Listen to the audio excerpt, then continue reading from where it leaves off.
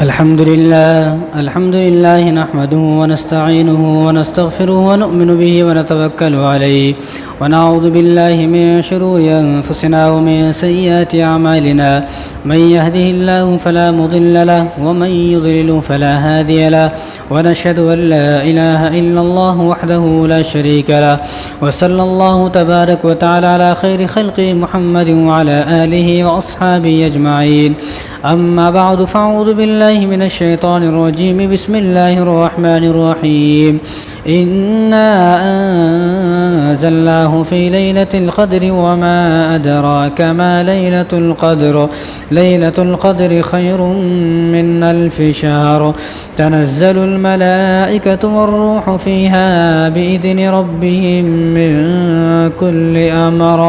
سلام هي حتى مطلع الفجر. وقال النبي صلى الله عليه وسلم: من قام ليلة القدر إيمانا واحتسابا غفر له ما تقدم من ذنبه. رواه البخاري او كما قال علیہ الصلاۃ والسلام. میرے محترم دوستو، عزیز ساتھیوں، تمام ساتھیوں کو السلام علیکم.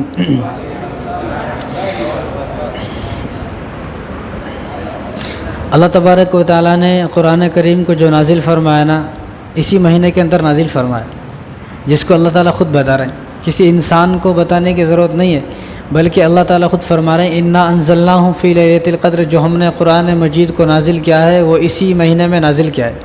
تو جس مہینے میں قرآن مجید نازل ہوا وہ مہینہ سب سے افضل ہے. اور حضور صلی اللہ علیہ وسلم جن کی گود میں تھے اور اس گود میں قرآن مجید نازل ہوا وہ ابوبکر صدیق رضی اللہ تعالیٰ عنہ، اور وہ تمام صحابی میں سب سے افضل صحابی ہیں. تو جس رات میں قرآن مجید نازل ہوا وہ رات سب سے افضل رات ہے. جس مہینے میں قرآن مجید نازل ہوا وہ مہینہ بھی سب سے افضل ہے. تو وہ مہینہ یہی مہینہ ہے اور آج کی رات. تو اللہ تبارک و تعالیٰ کیا فرما رہے ہیں؟ انا انزلناہ فی لیلۃ القدر، کہ ہم نے لیلۃ القدر میں، رمضان المبارک کے لیلۃ القدر جو آخر عشرے کی طاق راتوں میں لیلۃ القدر ہیں، 5 رات، انہی راتوں میں سے ایک رات میں ہم نے قرآن مجید کو نازل کیا. اور آگے اللہ تعالیٰ خود فرما رہے ہیں کہ لیلۃ القدر خیر من الف شہر. انا انزلناہ فی لیلۃ القدر وما ادراک ما لیلۃ القدر. تمہیں پتہ ہے لیلۃ القدر کیا ہے؟ اللہ تعالیٰ خود پوچھ رہے ہیں، حالانکہ اللہ کو پوچھنے کی ضرورت نہیں ہے، بتا دیا تو ہو جاتا. تو اللہ تعالیٰ پوچھ رہے ہیں ہم سے: وما ادراک ما لیلۃ القدر. تمہیں پتہ ہے لیلۃ القدر کیا ہے؟ تو ہمارا جواب یہ ہے کہ ہمیں نہیں پتہ. تو آگے اللہ تعالیٰ خود فرما رہے ہیں: لیلۃ القدر خیر من الف شہر. جو لیلۃ القدر کی ایک رات ہے وہ 1000 مہینے سے زیادہ افضل ہے.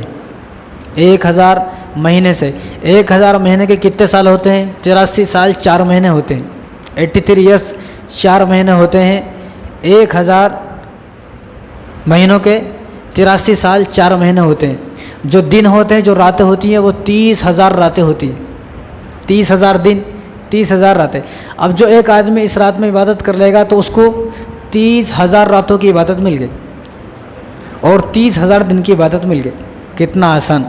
اب اس سے بھی زیادہ آسان تو کچھ بھی نہیں ہو سکتا. لیکن بڑے بدنصیب ہیں وہ لوگ جو نماز پڑھ کے بھاگ گئے. نہیں، نماز پڑھ کے جو بھاگ گئے، جن کو ضرورت نہیں. حالانکہ رسول اللہ صلی اللہ علیہ وسلم نے یہ رات تلاش کرنے کے واسطے پورے مہینے کا اعتکاف کیا. پورے مہینے کا اعتکاف. پہلے 10 دن کا اعتکاف کیا حضور نے، اور پھر فرمایا کہ مجھے وہ رات 10 دن میں نہیں ملی. تو پھر دوسرے 10 دن کا اعتکاف فرمایا. تو حضور نے پھر فرمایا کہ مجھے وہ رات 10 دن میں بھی نہیں ملی. بیچ کے 10 دن ہیں اس میں بھی نہیں ملی. تو آخر عشرے کا اعتکاف فرمایا. پھر فرمایا کہ انہی راتوں میں سے ایک رات شب قدر کی رات ہے. تو حضور صلی اللہ علیہ وسلم نے پورے مہینہ کا اعتکاف فرمایا شب قدر کی تلاش میں. لیکن اب ہمارا نوجوان کیسا ہے؟ جگنے کی رات ہے بھائی، جگنے کی رات ہے. اب جگنا ہے. کیسا جگنا ہے؟ جس کو بیڑی پینا آتا انہیں بیڑی پی کے جگتا، جس کو سگریٹ پینا آتا انہیں سگریٹ پی کے جگتا، جس کو پان کھانا آتا انہیں پان کھا کے جگتا، جس کو چائے کی زیادہ طلب ہے انہیں چائے کی بنڈی پہ جا کے پوری رات چائے پی لیتا. صبح میں خوش ہو کے بولتا میں رات جگا. ایسی رات جگا تو ولیمے میں بھی جگا. ایسی رات تو جب تیرا ولیمہ تھا اس میں بھی جگا، جب تیری شادی تھی اس میں بھی جگا، بہن کا چلہ چھٹا اتنے گھروں میں شادی ہوئی اس میں سب میں جگا. تو جگنے کا کوئی فائدہ نہیں ہے. فائدہ کس کو ہے؟ فائدہ اس کو ہے جو رات میں جاگ کر اللہ اللہ کرے گا. شب قدر کی تلاش مسجد میں ہے. اب شب قدر کو کہاں تلاش کر رہے؟ چار مینار پہ شب قدر کو تلاش کر رہے. اب جس کو گاڑی چلانے نہیں آتا انہیں بھی آج گاڑی چلا رہا، اسٹینڈ مار رہا، پولیس والے بیچارے پریشان ہیں، پوری بستی پریشان، محلہ پریشان، اور پولیس والے بھی سارا ہر مسجد کے آزو بازو ٹھہرے ہوئے. کئی کو ٹھہرے ہوئے بھائی آج نوجوان تلاش کرنے نکلا ہے، وہ پتہ نہیں کسی پوٹی کو تلاش کرنے نکلا ہے کہ شب قدر کو تلاش کرنے نکلا ہے، نہیں معلوم اس کو کس کو تلاش کرنے نکلا ہے، لیکن نکلا تلاش کرنا ہے وہ. حالانکہ حضور فرما رہے ہیں کہ شب قدر کی تلاش کرنا مسجد میں ہے، اور یہاں ہمارا نوجوان شب قدر تلاش کرنے نکلا روڈوں پہ، لائٹ توڑ دیتا، پھوڑ دیتا، کسی کو مار دیتا، ایکسیڈنٹ کر دیتا، حادثے ہو جاتے. کیا کر رہے ہیں بھائی؟ شب قدر تلاش کر رہے ہیں. شب قدر کی آڑ میں کچھ اور تو تلاش نہیں کر رہے ہیں، شب قدر ہی تلاش ہے، کچھ اور تلاش ہے، معلوم نہیں کیا تلاش ہے، لیکن تلاش ہے. اب پولیس والے بھی بیچارے پریشان ہیں، بھائی آج کی رات ہے، اور آج کی رات تو جو ہے نوجوان شب قدر تلاش کرے گا، تو لہٰذا ہمیں پہرا دینا چاہیے. ورنہ وہ زمانہ ایسا تھا کہ اس زمانے میں جب رمضان المبارک کا مہینہ آتا تو کسی غیر مسلم کی ہمت بھی نہیں ہوتی تھی کہ وہ مسلمان کے سامنے صرف کھانا بھی کھا لے، پانی بھی نہیں پی سکتا، پانی بھی نہیں پی سکتا. ایک یہودی تھا، تو اب یہودی تو سب جانتے کون ہے، تو ایک یہودی کا انتقال ہو گیا، تو کسی شخص نے خواب میں دیکھا یہودی جنت میں ہے اس زمانے کا. اب انہیں پریشان ہو گیا بھی یہ تو یہودی تھا، انہیں جنت میں کیسا آ گیا؟ جنت میں تو نہیں آ سکتا نا یہودی، جس نے کلمہ ہی نہیں پڑھا ہے وہ آدمی جنت میں کیسا آئے گا؟ تو لوگوں نے جس نے خواب میں دیکھا تو اس نے پوچھا بھائی تو یہودی تھا، تو جنت میں کیسا آ گیا بھائی؟ اس نے کہا کہ ایک عمل ہے میرا کہ جس عمل کی وجہ سے میں جنت میں آ گیا. اللہ کرے وہ عمل ہمارے اندر بھی پیدا ہو جائے، لیکن ہمارے اندر وہ عمل نہیں ہے. صحابہ کی توجہ رمضان میں ختم قرآن پر تھی، وہ قرآن پڑھنے پر تھی، لیکن ہمارا توجہ ختم قرآن پر ہے. صحابہ کی توجہ مسجدوں کو آباد کرنے تھی، لیکن ہماری توجہ دعوت پر ہے. آج کہاں دعوت ہے؟ کتنا فرق ہے صحابہ کے رمضان میں ہمارے رمضان میں. صحابہ کے دسترخوان پر جو آئٹم رکھے ہوتے تھے، جو نعمتیں رہتی تھیں، ان کو گن سکتے تھے. گن سکتے تو بولے تو کیا، ایک کھجور ایک پانی، اتنا سے کچھ بھی نہیں. ہمارے دسترخوان پر جو نعمتیں ہیں وہ انگنت ہیں، ان کو گن نہیں سکتے، اتنے کھانے. لیکن اس کے باوجود بھی رمضان کی ناقدری. تو یہودی کو دیکھا جنت میں ہے. اب یہودی سے پوچھا بھائی تو جنت میں کس طرح ہے، کیا وجہ ہے؟ اس نے کہا کہ رمضان مبارک کا مہینہ تھا، رمضان کا مہینہ تھا، تو میرا بیٹا چھوٹا 8-10 سال کا تھا، تو انہیں رمضان مبارک کے مہینے میں گلی میں جا کر مسلمانوں کے سامنے کھانا کھا رہا تھا. میں کام پر گیا ہوا تھا، تو جب میں آیا تو میں نے دیکھا کہ میرا بیٹا کھانا کھا رہا، تو میں نے اپنے بیٹے کو ڈنڈے سے خوب مارا. میری بیوی نے پوچھا کیا ہوا، کیوں مارے؟ کہا کہ تمہیں معلوم نہیں ہے کہ رمضان مبارک مسلمانوں کا مہینہ ہے، اس مہینے میں مسلمان کھاتے نہیں ہیں کھانا، لہٰذا میرے بیٹے کو بھی نہیں کھانا چاہیے مسلمانوں کے سامنے کھانا.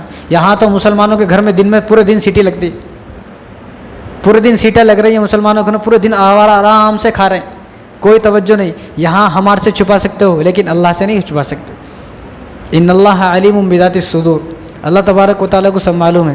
واللہ خبیر بما تعملون، اللہ سب جانتے ہیں. تو روزہ ہمارے واسطے نہیں رکھنا ہے، روزہ پڑوسی کے واسطے نہیں رکھنا ہے، روزہ بستی کے میں جو بڑا آدمی اس کے واسطے نہیں رکھنے کا ہے. روزہ جو ہے وہ کسی پڑوسی یا کسی چھچورے آوارہ اس کے سامنے یا میرے سامنے میرے واسطے نہیں، یہ اللہ کے واسطے. اللہ کو سب معلوم ہے کون روزہ ہے کون نہیں ہے. تو انہوں نے کہا کہ جب میں نے اپنے بیٹے کو مارا کہ رمضان مبارک کے مہینے میں مسلمانوں کے سامنے کھانا کھا رہا تو میں نے مارا. تو جب مارا میرا یہ عمل اللہ کو اتنا پسند آیا کہ آخری وقت میں جب میرا مرنے کا وقت تھا تو مجھے کلمہ پڑھنے کی توفیق دی. مجھے ایسا لگا کہ میرے پاس فرشتہ آئے ہیں جنہوں نے مجھے کلمہ پڑھایا، میں نے کلمہ پڑھا اور مر گیا، جنت میں ہوں. آج رمضان کی قدر کی وجہ سے جنت میں ہے. اور یہاں رمضان کی جتنی ناقدری ہو رہی ہے، مسجدیں خالی ہو گئی، ایسا لگتا ہے رمضان ختم ہو گئے، ہیچ نہیں بھائی. اس سے زیادہ لوگ تو جمعے میں آتے، لیکن رمضان مبارک میں ہمیں یہ امید ہوتی ہے کہ آج مسجد بھر جائے گی. لیکن 27ویں شب، جس شب کے بارے میں اللہ تبارک و تعالیٰ فرما رہے ہیں لیلۃ القدر خیر من الف شہر، یہ ایک رات عبادت کر لیے تو ایسا ہے جیسا کہ 30,000 راتیں عبادتیں کر لیے. 30,000 راتیں کون کر سکتا بھائی عبادت؟ اور رات بھی کتنی دیر کی ہے؟ 50 گھنٹے کی رات نہیں ہوتی. آپ حساب لگائیں تو 4-5 گھنٹے کی بھی نہیں ہے رات. تو 4-5 گھنٹے ایک آدمی اللہ کی محبت میں نہیں جا سکا. تو جو محبت، جو اللہ کی محبت کے دعوے دار ہم ہیں، وہ محبت ہمیں جنت میں، وہ محبت ہمیں گھر سے نکال کر مسجد کو نہیں لے آ رہی تھی، تو مرنے کے بعد وہ محبت ہمیں قبر سے جنت تک کیسے لے کے جائے گی؟ جو محبت ہمیں خالی جھوٹی محبت، تو وہ محبت گھر میں سے نکال کر مسجد میں نہیں لا سک رہی، تو وہ محبت ہمیں مرنے کے بعد قبر سے جنت میں کیسے لے کر جائے گی؟ ایسی محبت تو جہنم میں تو لے کے جا سکتی ہے لیکن جنت میں لے کے نہیں جا سکتی. ایسی محبت کی اللہ تبارک و تعالیٰ کو ضرورت بھی نہیں ہے. تو رمضان المبارک کی جو یہ رات ہے، اس رات کے بارے میں اللہ تعالیٰ کیا فرما رہے ہیں؟ لیلۃ القدر خیر من الف شہر، یہ ایک رات 1000 مہینوں سے زیادہ افضل ہے. تو لہذا چاہیے کہ اس ایک رات میں کھل کر عبادت کریں، خوشی خوشی عبادت کریں، اور اس ایک رات میں اللہ تبارک و تعالیٰ کو راضی کر لیں. ایک رات نہیں بلکہ 5 راتیں ہیں. ان 5 راتوں میں سے کوئی بھی ایک شب قدر کی رات ہو سکتی ہے، لیکن جو شب قدر کی راتوں کی علامتیں ہیں وہ علامت چلی گئی. کون سی تھی وہ علامت؟ ذرا سب کو بتاؤ چیک کر. 23ویں تھی وہ رات، 23ویں. جو 23ویں رات تھی اور جو دوسری شب قدر تھی، جتنی بھی حدیثیں میں نے پڑھی ہیں اور ان حدیثوں میں جو نشانی بتائی گئی ہے، وہ 23ویں رات جو دوسری شب قدر تھی اس میں پوری تھی. وہ ساری نشانیں اس میں موجود تھی، اور میں نے صبح فجر کی نماز میں بتایا بھی تھا کہ اب چلی گئی. جب سانپ چلا جاتا تو اب لاٹھی مارنے سے کوئی فائدہ نہیں، سانپ تو بھاگ گیا. تو پھر بھی ایسا نہیں ہے، پھر بھی آدمی کوشش کرے کہ بھئی وہ رات تو چلی گئی لیکن پھر بھی 5 راتوں میں سے کوئی بھی ایک رات ہو سکتی ہے کہ اس رات میں عبادت کرے، اور اتنی عبادت کرے کہ میں آج اللہ تبارک و تعالیٰ کو راضی کر لوں گا. زندگی میں 50 رمضان ملے، زندگی میں 60 رمضان ملے، اور پوری زندگی اسی طرح گزر گئی، لیکن کبھی بھی یہ فکر نہیں ہوئی کہ مجھے شب قدر ملی یا نہیں ملی. زندگی میں ایک بار تو دل کو یہ سکون ہونا چاہیے کہ اس دن مجھے شب قدر ملی تھی، یا اس رمضان میں مجھے شب قدر مل گئی تھی. لیکن یہ اطمینان کس کو ہوتا ہے؟ یہ اطمینان اس کو ہوتا ہے کہ جو آدمی اعتکاف میں بیٹھ گیا ہے. لیکن ہماری تو نظر ہی نہیں ہے، توجہ نہیں ہے اعتکاف میں کہیں کو بیٹھنا بھائی، انہیں بیٹھتا پھلا کہیں کو، اس کی تو ہے نا جنت، میرے واسطے جنت نہیں ہے. کہیں کو بولتا میں تو جنتی ہوں پہلے. ہماری سوچ کیا ہے؟ میں تو پہلے آلریڈی جنتی ہوں بھائی، جب میں میری جنت کی چابی ہے. انہیں اعتکاف بیٹھنے والا بھی میرے سے پوچھ کے لے کے جاتا جنت کی چابی. تو یہ ہمارا خیال ہے. زندگی اسی طرح گزر گئی لیکن کبھی بھی زندگی میں اعتکاف میں بیٹھنا نصیب نہیں ہوا. تو کتنی بڑی غفلت کی بات ہے ہماری، کہ کتنی بڑی. حضور صلی اللہ علیہ وسلم کیا فرما رہے ہیں؟ من اعتکف عشرا رمضان کان کحجتین وعمرتین، کہ جو آدمی رمضان المبارک کے مہینے میں 10 دن کا اعتکاف میں بیٹھ گیا تو اس کو 2 حج 2 عمرے کا ثواب ملتا ہے. قبول. ایک آدمی یہاں سے 5 لاکھ روپے لگا. 2023 میں اس وقت آپ حج کو معلومات کریں، جو حج کو جا رہے ہیں حاجی 4 سے 5 لاکھ روپے خرچے آ رہے. حج قبول ہوا یا نہیں ہوا کسی کو نہیں معلوم، لیکن یہاں پر کوئی پیسہ خرچہ نہیں ہے آپ کا. 10 دن میں مسجد میں آ کر گر جانا ہے. یہ اعتکاف والے اللہ کے در کے بھکاری ہیں، اللہ کے در کے بھکاری ہیں. اور اعتکاف جو ہے نا، حضور نے فرمایا کہ اعتکاف والے کا ہر عمل ثواب ہے. اس کا کھانا بھی ثواب، پینا بھی ثواب، سونا بھی ثواب. انہیں کچھ نہ کرے تو بھی ثواب ہے. لیکن غفلت کی بات اتنی ہے کہ اعتکاف میں بیٹھنے والا رات دن رو رہا، دعائیں کر رہا. اس سے ہم بھی بول رہے بھائی ہمارے واسطے بھی کچھ تو بھی دعا کر، ہم جیسے گناہ گار نالائق کے واسطے دعا کر. لیکن ایک آدمی جو اعتکاف میں بیٹھنا نہیں بیٹھا، اس کو اتنی بھی توفیق نہیں ہے کہ مسجد میں آ کر 2 رکعت نماز تہجد کی تو پڑھ لے. تہجد کی نماز وہ نماز ہے جس کی کوئی اذان نہیں ہے، یہ عشق کی نماز ہے. عاشق جو ہوتا ہے نا، اس کو کبھی محبوب بلاتے نہیں، لیکن انہیں پھر بھی گلیوں کے چکر کاٹتا رہتا ہے. کبھی تو دیکھیں گی بھائی، کبھی تو دیکھیں گے بھائی، بلا رہے نہیں کوئی بھی، پھر بھی گلیوں کے چکر کاٹ رہا. تو یہ تہجد کی نماز وہی نمازیں ہیں، بلاتے کون بھی نہیں. لیکن آدمی جس آدمی کو اللہ سے محبت ہوتی ہے پھر بھی وہ مسجد کو جا کے 2 رکعت نماز تہجد کی پڑھتا ہے. زیادہ سے زیادہ تو 12 پڑھے، لیکن 12 نہیں پڑھ سکتا، کم سے کم 2 تو پڑھ سکتے ہیں. لیکن یہ ہونا چاہیے تھا کہ بھائی میں اعتکاف میں نہیں بیٹھ سکا. یہ میری غفلت ہے، میری محرومی کی بات ہے، بدنصیبی کی بات ہے. ایسی قسمت پر آدمی روئے کہ میری پوری زندگی گزر گئی کہ میں اعتکاف میں نہیں بیٹھا. تو اب میں کیا کرنا ہے؟ اب مجھے جو وہ اعمال ہیں جیسے تہجد کی نماز پڑھنا ہے، اوابین کی نماز پڑھنا ہے، اشراق کی نماز پڑھنا ہے، وہ سب میں کروں گا. وہ بھی ہم سے نہیں ہو رہا. تو ایسی کھوکھلی محبت اور جھوٹی محبت کی اللہ تعالیٰ کو کوئی ضرورت نہیں ہے. تو زندگی کے کتنے سارے رمضان گزر گئے، 40-50 رمضان گزر گئے، لیکن کبھی بھی شب قدر نصیب نہیں ہوئی، کیونکہ اعتکاف میں نہیں بیٹھے. اعتکاف میں بیٹھیں گے تو معلوم ہو جاتا کہ ہاں بھائی مجھے بھی شب قدر مل گئی تھی، لیکن کبھی زندگی میں خیال ہی نہیں آتا کہ مجھے بھی اعتکاف میں بیٹھنا چاہیے. تو زندگی اتنی لمبی نہیں ہے جتنی لمبی ہم سوچ رہے. اتنی لمبی زندگی نہیں ہے. آدمی سوچتا ہے میں ابھی نہیں مروں گا، ابھی نہیں مروں گا، ابھی نہیں مروں گا، ابھی نہیں مروں گا. ایک دن آتا مر جاتا ہوں. کتنے لوگ ہمارے سامنے یہاں پر بیٹھنے والے قبرستان میں چلے گئے. کتنے لوگ جوان چلے گئے جن کی سوچ یہ بھی نہیں تھی کہ ہمیں اس دنیا سے جانا ہے. بڑے بڑے خیالات تھے ان کے، ابھی میری شادی ہوگی، بچے ہوں گے، پوتے پوتریاں ہوں گی، نواسے ہوں گے، میں گھر بناؤں گا، بلڈنگ بناؤں گا. سب ختم ہو گئے. ایک اللہ کی طرف سے جھٹکا آیا اور ختم، زندگی چلی گئی. تو زندگی اتنی لمبی نہیں ہے جتنی لمبی ہم نے سوچی ہوئی ہے. نہ جانے کب موت آ جائے. تو موت کے آنے سے پہلے ہمیں اللہ تبارک و تعالیٰ کو راضی کرنا ہے. آپ صلی اللہ علیہ وسلم جو نبی بنے اسی مہینے میں نبی بنے. کتنا مبارک مہینہ. قرآن نازل ہوا اسی مہینے میں نازل ہوا. پہلی وحی اقرأ بسم ربک الذی خلق جو نازل ہوئی اسی مہینے میں نازل ہوئی. اور ابراہیم علیہ السلام پر، اسماعیل، موسیٰ علیہ السلام پر، عیسیٰ علیہ السلام پر، داؤد علیہ السلام پر جو کتابیں نازل ہوئی ہیں اسی مبارک مہینے میں نازل ہوئی ہیں. کتنا مبارک مہینہ اور ہمیں مل رہا ہے. حضور صلی اللہ علیہ وسلم نے صرف 9 رمضان پائے، 9 رمضان صرف. مکے میں جب تک تھے تب تک رمضان کے روزے فرض نہیں تھے. عاشورہ کا ایک روزہ فرض تھا تو تمام صحابی حضور بھی عاشورہ کا ایک روزہ رکھتے تھے. بقرہ عید سے ایک دن پہلے اس کو بولتے عاشورہ، اس کو عرفہ بولتے. اور عاشورہ کا بولتے 10 محرم کا روزہ. 10 محرم کا روزہ ایک روزہ فرض تھا بس. جب آپ صلی اللہ علیہ وسلم مکے سے مدینہ کو آ گئے تو مدینہ میں آنے کے دوسرے سال کے بعد شعبان کے مہینے میں 10 تاریخ کو روزے فرض ہوئے. تو حضور صلی اللہ علیہ وسلم کے زمانے میں صرف 9 رمضان آئے. بعض صحابہ تو ایسے تھے وہ صحابہ کہ جن کی زندگی مکے میں شروع ہوئی مکے میں ختم ہو گئی. انہوں نے تو رمضان پایا بھی نہیں، بنا رمضان کی جنت میں چلے گئے. اور ہم لوگ رمضان پا کر بھی جنت کے مستحق نہیں بن رہے. حضور نے فرمایا اس آدمی کے لیے ہلاک و برباد ہو جائے وہ آدمی، تہس نہس ہو جائے وہ آدمی کہ جو آدمی رمضان المبارک کا مہینہ پائے اور عبادتیں کر کر اپنی مغفرت نہ کرا سکے. تو ہم تو کتنے خوش نصیب ہیں. یعنی خوش نصیب کا مطلب یہ نہیں کہ ہم حضور سے صحابہ سے زیادہ خوش نصیب ہیں، لیکن ہم بھی خوش نصیب ہیں کہ ہم نے زندگی 60 سال کی پائی تو 60 رمضان مبارک پائے، 60 شب قدر پائی، 60 شب برات پائی، 60 شب معراج پائی. اتنے موقع ملنے کے باوجود بھی اگر میری بخشش نہ ہوئی تو مجھ سے بڑا بدنصیب کوئی نہیں ہے. ایسا آدمی اپنی قسمت پر روئے. اتنے موقع کوئی کسی کو نہیں دیتا ہے. آپ میری چوری کر لو، میں 1 مرتبہ معاف کروں گا، 2 مرتبہ معاف کروں گا. یہ میں آپ کی چوری کر لوں 3-4 مرتبہ معاف کروں گا، اس کے بعد نہیں. تو دنیا میں کوئی آدمی اتنا موقع نہیں دیتا ہے. آپ اپنے باپ کی جیب سے 10 روپے چرا لیں، 1 بار چھوڑ دے گا آپ کو، 2 بار چھوڑ دے گا، تیسری بار نہیں چرائے تو بھی باپ خود بولتا بھائی تو چرایا. پھر موقع نہیں دیتا. انہیں چیختا رہتا، چلاتا رہتا، لیکن مانتے کون بھی نہیں. تو اتنے موقع، جتنے موقع اللہ تبارک و تعالیٰ اپنے بندوں کو دے رہے ہیں، شب برات بار بار دے رہے ہیں، شب قدر بار بار دے رہے ہیں، رمضان بار بار دے رہے ہیں. عید کی راتیں تو وہ راتیں ہیں کہ جن راتوں میں جس آدمی نے 30 رمضان کے روزے، رمضان مبارک کے 30 روزے رکھ لیے، رمضان کی جب چاند دکھتا ہے تو چاند دکھتی اللہ تبارک و تعالیٰ اس کو گناہوں سے ایسا پاک فرما دیتے ہیں کہ جیسا کہ آج ہی اپنی ماں کے پیٹ سے پیدا ہوا. اتنے موقع ملنے کے باوجود بھی کوئی آدمی نہیں سدھرا تو وہ آدمی اپنی قسمت پر روئے میں کتنا بڑا بدنصیب آدمی ہوں.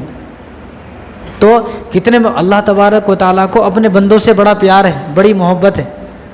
جتنا اللہ کو محبت ہے اپنے بندوں سے کس سے محبت نہیں ہے. کس طرح کہ اللہ تبارک و تعالیٰ نے خاص کر کے اس امت سے جو اللہ کو محبت ہے نا، کسی امت سے اتنی محبت نہیں تھی. کہ اللہ تبارک پہلی جو امتیں ہوتی تھی نماز ان پر بھی تھی، لیکن ان کے واسطے نماز پڑھنے کے واسطے ایک جگہ بناتے تھے، بس وہیں وہ نماز پڑھ سکتے تھے. اس کے علاوہ کہیں بھی ان کی نماز نہیں ہوتی تھی. اگر سفر میں ہے تو نماز نہیں پڑھ سکتے تھے. اب انہوں سفر بھی نہیں کر سکتے تھے. اب ہم لوگ کیا ہے، جہاں چاہے جب جا سکتے. اور اللہ تبارک و تعالیٰ نے اس امت کے لیے پوری زمین کو پاک کر دیا. جہاں چاہے جہاں نماز بچھاؤ، نماز پڑھو. اس امت کے لیے وہ امت ایسا نہیں تھا. اور وہ امت خود کی نماز نہیں پڑھ سکتے تھے، یعنی نبی کے پیچھے نماز نہیں پڑھ سکتے، خود کی نماز پڑھنا چلے جانا. اور ان کی نماز صرف ایک ہی جگہ ہوتی تھی، دوسری جگہ نہیں. ایک جگہ نماز پڑھنا، بس وہ جگہ پہلے نبی منتخب کرتے تھے بھائی یہاں پڑھنا ہے، جو وہاں پڑھتا نماز ہوگی. یہاں کے علاوہ جو نماز پڑھا نماز نہیں ہوتی. تو اللہ تبارک و تعالیٰ نے اس امت کے لیے پوری زمین کو پاک کر دیا، جہاں چاہے نماز پڑھو. کتنا پیار اس امت سے. اور آگے اللہ تبارک و تعالیٰ نے دیکھو وضو دیا، وضو. تو اللہ تبارک و تعالیٰ نے اس امت کو وضو ایسا دیا، کسی امت کو وضو نہیں ملا. وہ امت کیسی تھی، ہاتھ دھوئے منہ دیا وضو ہو گیا. اس امت کا وضو کیسا ہے، اگر آپ نے کانوں سے گناہ کیے ہیں تو آپ جب مسح کرتے ہیں تو آپ کے کانوں کے گناہ جھڑ گئے. اگر آپ نے آنکھوں سے گناہ کیا ہے، اگر آپ آنکھوں کو چہرہ دھو رہے ہیں تو آپ کے آنکھوں کے گناہ بھی جھڑ گئے. اگر آپ نے منہ سے کسی کو گالی دی ہے، گناہ ہے، تو آپ جب کلی کریں گے تو آپ کے کلی کے ذریعے سے گناہ بھی دھل گئے. تو وضو کے ذریعے سے سارے گناہ معاف ہو گئے. کسی امت کے وضو کے ذریعے سے گناہ معاف نہیں ہو رہے، لیکن اس امت کے وضو کے ذریعے سے گناہ معاف ہو رہے ہیں. اور کسی امت کو تیمم نہیں ملا. وضو پانی سے کرتے ہیں، اگر پانی نہیں ہے تو تیمم کر لو مٹی سے. ایک بار مٹی پہ ہاتھ مارو، منہ دھو لو، دوسری بار مٹی پہ ہاتھ مارو، ہاتھوں کو دھو لو، آپ کا وضو بھی ہو گیا، غسل بھی ہو گیا. کسی کو نہیں ملا. اس امت سے اللہ تبارک و تعالیٰ کو اتنا پیار ہے. اور نماز پڑھتے ہیں ہم 5، لیکن ثواب 50 کا ملتا ہے.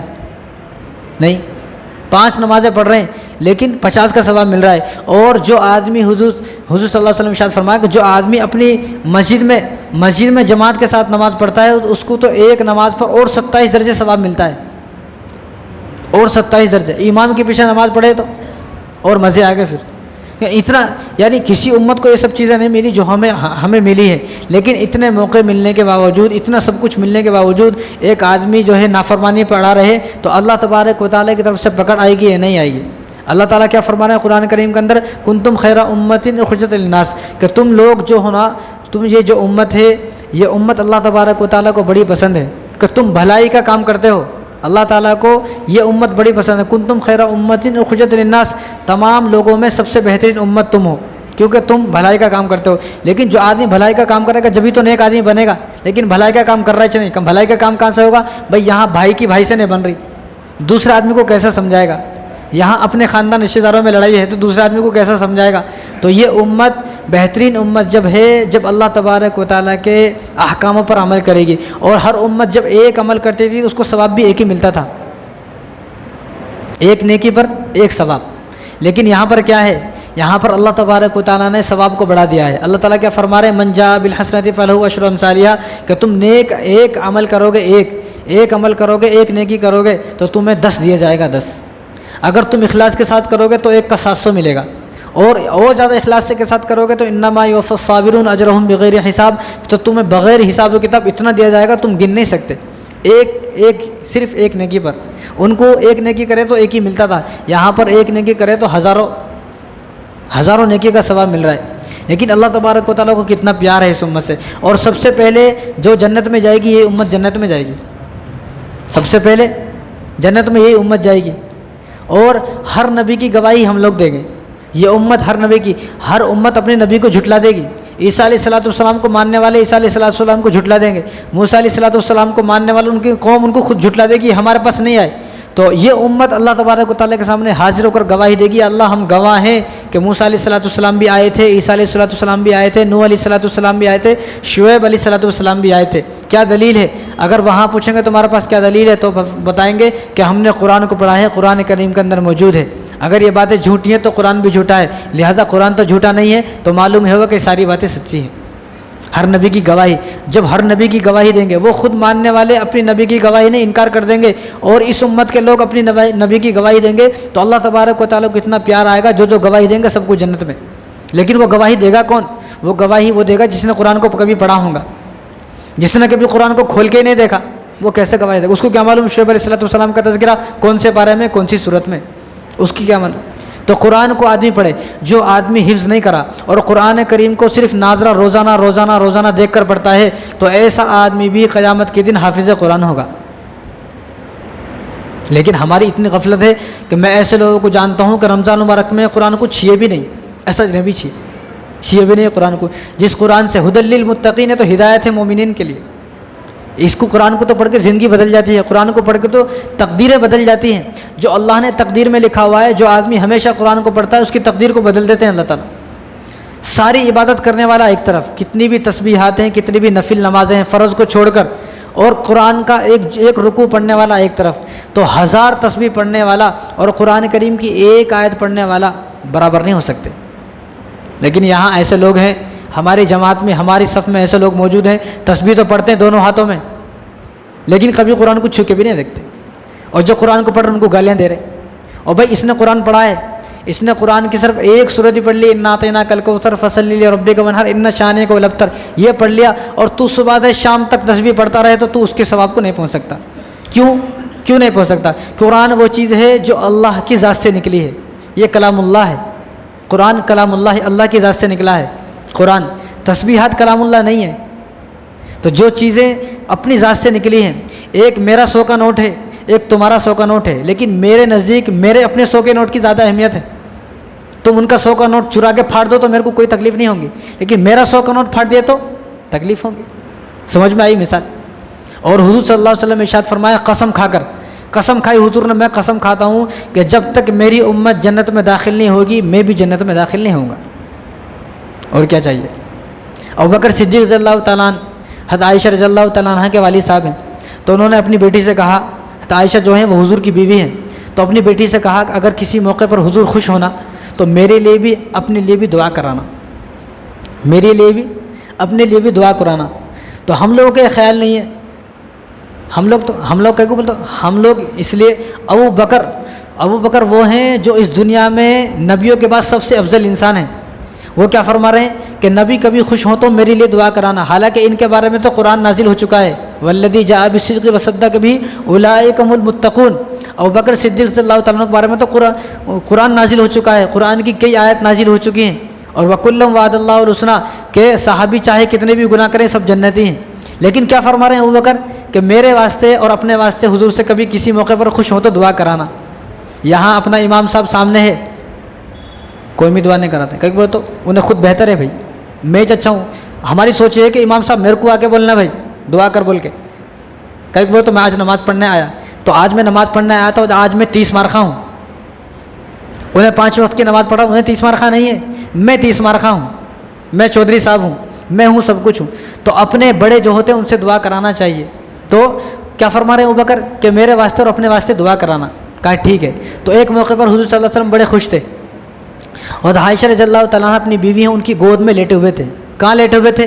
گود میں لیٹے ہوئے تھے۔ یہاں تو بیوی بات کرنے تیار نہیں ہے، گود میں کہاں لٹائیں گی بھائی؟ ہمارا حال کیوں؟ بیوی اتنی خطرناک کیوں ہو گئی؟ ہمارے بد اخلاقی کی وجہ سے، ہماری حیوانیت کی وجہ سے، ہمارے چھچورے کام کی وجہ سے، اور ہمارے آوارگی کی وجہ سے ہماری بیوی ہماری مخالف ہو گئی۔ ورنہ جو نیک لوگ ہیں ان کی بیوی کبھی ان کی مخالف نہیں ہوتی، ان کی بیوی تو اپنے رشتہ داروں میں جا کر اپنے شوہر کی تعریف کرتی ہے۔ لیکن ہمارا حال کیا ہے؟ ہماری بیوی جب ہمارے رشتہ داروں میں جاتی ہے ہماری برائی کرتی، انہیں بولتی پتہ نہیں میرے ابا نے کس آدمی کے ساتھ باندھی، میرے کو زندگی برباد ہو گئی، تباہ ہو گئی۔ کئی بار تو ہمارے بد اخلاقی کی وجہ سے۔ ورنہ جن لوگوں کے آج بھی اخلاق اچھے ہیں ان لوگوں کی بیوی ان کے سامنے کبھی ٹھہرتی بھی نہیں، پاس میں بیٹھتی نہیں، کہیں بے ادبی نہ ہو جائے، اس کو معلوم ہے۔ اب ہمارے اتنے چھچورے کام ہے کہ ہم اپنا فون اپنی بیوی کو نہیں دے سکتے، بس اسی وجہ سے ہماری بیوی ہماری مخالف ہو گئی۔ آج لوگوں کی شکایت بہت ہے، میری بیوی بات نہیں سنتی، بات نہیں مانتی۔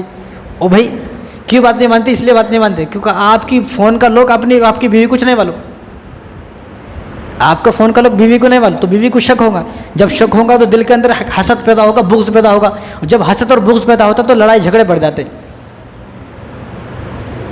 تو یہاں حضور صلی اللہ علیہ وسلم بیوی کی گود میں لیٹے ہیں، یہاں بیوی بات کرنے تیار نہیں ہے۔ تو اپنے اخلاقوں کو اچھا کریں۔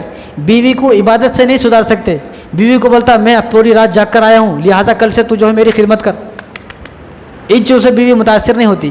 بیوی متاثر ہوگی اچھے اخلاق سے، بیوی متاثر ہوگی حسن سلوک سے، بیوی متاثر ہوتی ہے صلہ رحمی سے، عبادتوں کے ذریعے سے۔ کوئی بیوی، اب میں ہوں، اپنی بیوی کو جا کے بولا میں آج یہ قرآن پڑھ کے آیا ہوں، چلو میں پیر دباؤ، نہیں دباتی ہوں جب تک اخلاق اچھے نہیں ہیں۔ اب جس آدمی کے اخلاق اچھے ہیں چاہے وہ کچھ پڑھے یا نہ پڑھے، کچھ کرے یا نہ کرے، بیوی کو جوڑا دلائے نہ دلائے، لیکن سب سے بڑی اس دنیا میں اگر کوئی فین ہے اس کا تو اس کی بیوی اس کی فین ہے۔ یا ہمارے لاکھوں فین ہیں، انسٹاگرام پر ہزاروں فین ہیں میرے بھائی، یوٹیوب پر میرے اتنے فین ہیں، بیوی فین ہے کہ نہیں ہے؟ بیوی فین ہے کہ نہیں ہے؟ اس لیے علماء فرماتے ہیں اگر کسی آدمی کے بارے میں یہ جاننا ہو کہ انہیں اچھا ہے نہیں، اس کی بیوی کو پوچھو۔ اگر اس کی بیوی اس کی تعریف کر دے تو سمجھ لو یہ اچھا آدمی ہے، اگر بیوی نے برائی کر دی سمجھ لو انہیں کوئی اچھا نہیں ہے، اس کی باتیں ساری جھوٹی ہیں۔ تو بیوی کو اگر متاثر کرنا ہے تو اپنے اخلاق کو بدلنا ہے۔ جس طرح گرل فرینڈ کو ٹائم دینے تیار ہیں وہ ٹائم بیوی کو دینا ہے، بیوی خود بخود متاثر ہو جائے گی۔ یہاں تو بات دوسری طرف چلی جائے گی۔ یہاں حضور صلی اللہ علیہ وسلم بیوی کی گود میں لیٹے ہیں اور حضور صلی اللہ علیہ وسلم مسکرا رہے ہیں، تو عائشہ کو وہ بات یاد آ گئی۔ میرے ابا نے کہا تھا ایک موقع پر کہ حضور خوش ہوں گے، یا رسول اللہ آپ خوش ہیں، آپ مجھ سے خوش ہیں؟ حضور نے کہا ہاں میں خوش ہوں۔ آپ میرے والد صاحب سے خوش ہیں؟ حضور نے کہا ہاں میں آپ کے والد صاحب سے خوش ہوں۔ تو کیوں نہ میں آپ سے ایک دعا کرا لوں؟ میرے والد صاحب نے کہا تھا دعا کرانے کے لیے، تو کیوں نہ میں دعا کرا لوں؟ تو حضور نے فرمایا کہ تم ضرور دعا کراؤ، آج میں بہت خوش ہوں۔ تو عائشہ نے کہا کہ رسول اللہ میرے لیے کچھ دعا کر دیجیے، میرے لیے کوئی دعا کر دیجیے۔ تو حضور نے فرمایا کہ یا اللہ عائشہ کے حساب و کتاب کو آسان فرما، عائشہ کے حساب و کتاب کو آسان فرما، اور ان کے والد صاحب کو بغیر حساب و کتاب میں جنت میں داخل فرما۔ بس اتنی سی دعا کی، اور اتنی خوش ہوئی لوٹ پوٹ ہو گئی زمین میں۔ جس طرح چھوٹا بچہ چاکلیٹ کے واسطے کیسا لوٹ پوٹ ہو جاتا ہے نا، نہیں چاکلیٹ ہونا ہی چھونا، ایسا لوٹ پوٹ ہو گئی۔ تو حضور نے فرمایا کیا ہوا عائشہ؟ بڑی خوش ہوا۔ یا رسول اللہ آپ کی زبان مبارک سے میرے لیے دعا نکلی ہے تو میں کیسی خوش نصیب ہوں۔ یہاں ہم لوگ 70 مرتبہ کسی کے واسطے دعا کرے بھائی فلاں آدمی کو جنت سے جو ہے جہنم سے آزاد، اللہ جہنم 1000 مرتبہ بولے تو اس پہ کوئی اثر نہیں پڑتا، کئی بار تو اس کو اعتماد نہیں ہے، اعتماد نہیں ہے۔ اعتماد ہونا ضروری ہے۔ والد صاحب کا نافرمان اس لیے ہے بیٹا کہ والد صاحب پر اعتماد نہیں ہے، علماء کو گالی اس لیے دے رہا ہے، مول صاحب کو امام صاحب کو گالی اس لیے دے رہا ہے، اس کی برائی اس کے پیچھے بیٹھ کے نماز پڑھا پھر بھی اس کو گالی اس لیے دے رہا ہے کہ اعتماد نہیں ہے، بھروسہ نہیں ہے۔ بیوی مخالف اس لیے ہے کہ بھروسہ نہیں ہے۔ جب تک بھروسہ اور اعتماد نہیں ہوگا تو آپس کے دل نہیں جڑ سکتے، آپس میں ایک دوسرے کے دل محبت پیدا نہیں ہو سکتی۔ محبت ہوتی اعتماد سے، بھروسے سے کہ بھئی یہ جو آدمی بولا ہے نا سچ بولا ہے، محبت پیدا ہوتی۔ تو حضور کیا فرما رہے کہ عائشہ کے حساب و کتاب کو اللہ آسان فرما، ان کا والد صاحب کو بغیر حساب کتاب جنت میں داخل فرما۔ اب یہ لوٹ پوٹ ہونے کی خوش ہونے لگی تو انہوں نے حضور نے پوچھا کہ تم اتنی خوش کیوں؟ تو کہا کہ آپ نے ایسی دعا کی، اتنی قیمتی دعا کی میرے واسطے جہنم سے آزادی کی دعا۔ یعنی ان کو بھی معلوم تھا کہ گناہ جہنم میں لے کے جاتے ہیں۔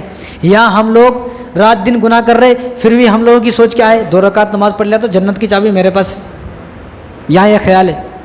تو حضور نے فرمایا کہ تو عائشہ آج میں نے تمہارے واسطے 1 مرتبہ دعا کی ہے، تمہارے واسطے آج 1 مرتبہ دعا کی ہے تو تم اتنی خوش ہو۔ میں اپنی امت کے لیے روزانہ 70 مرتبہ دعا کرتا ہوں،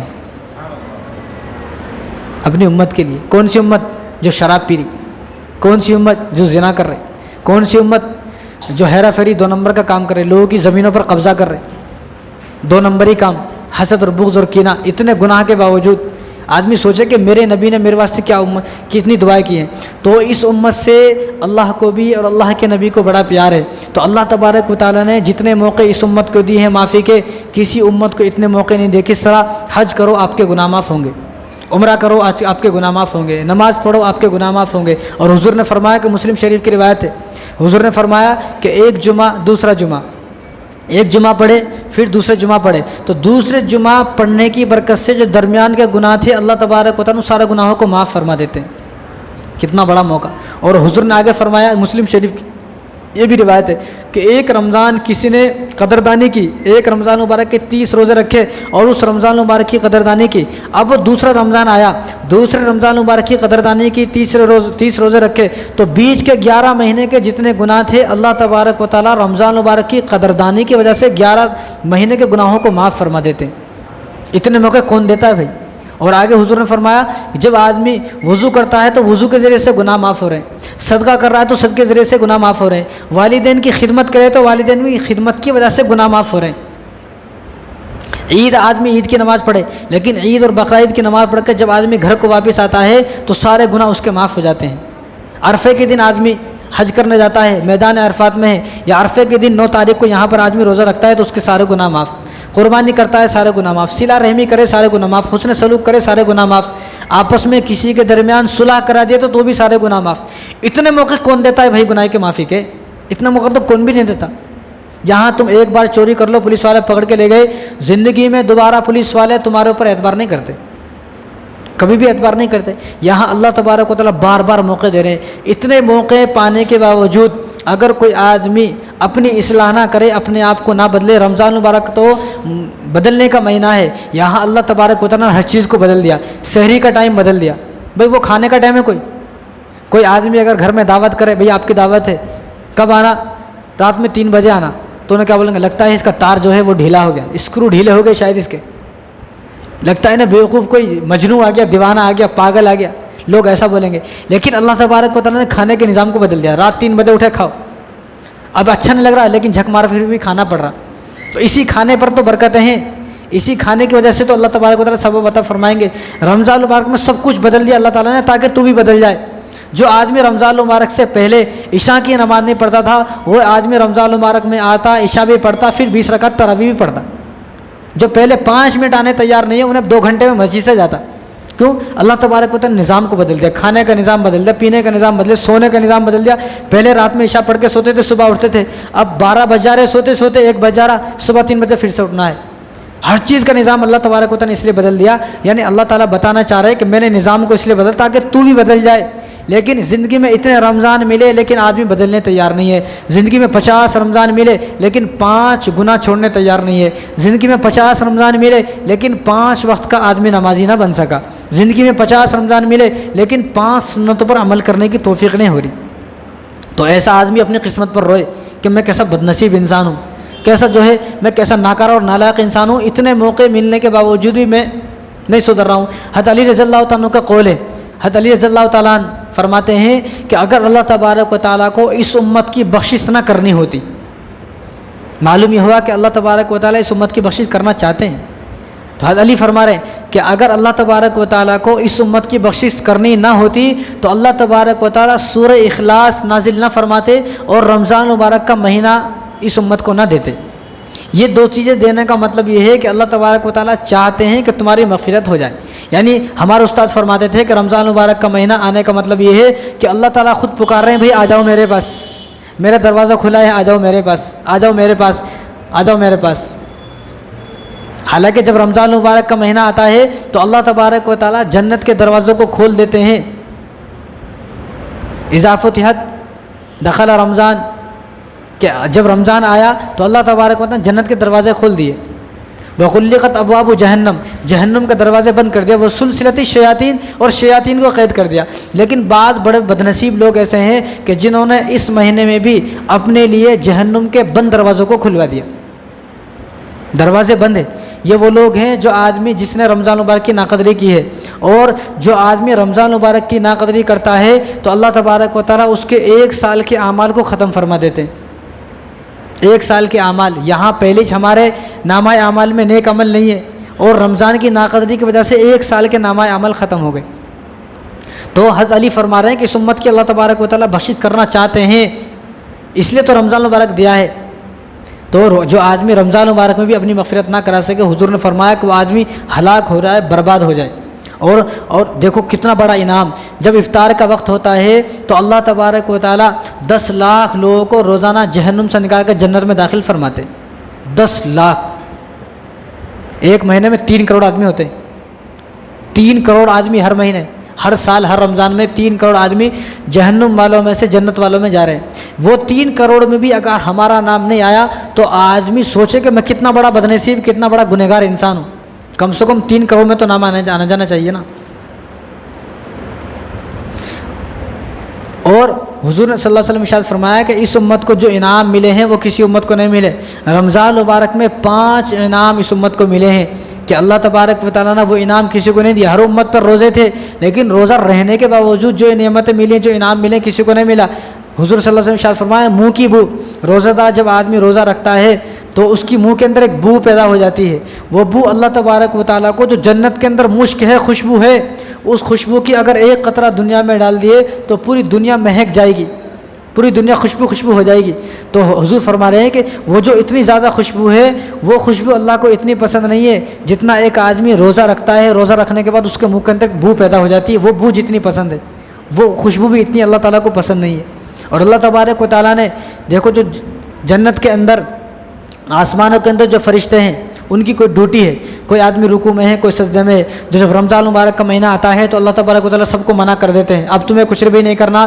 جو آدمی روزہ دار ہے, روزہ رکھ رہا, ان کی دعاؤں پر آمین کہنا ہے. تو سارے فرشتوں کو اللہ تبارک و تعالیٰ نے ہماری دعاؤں پر آمین کہنے کے لیے لگا دیا.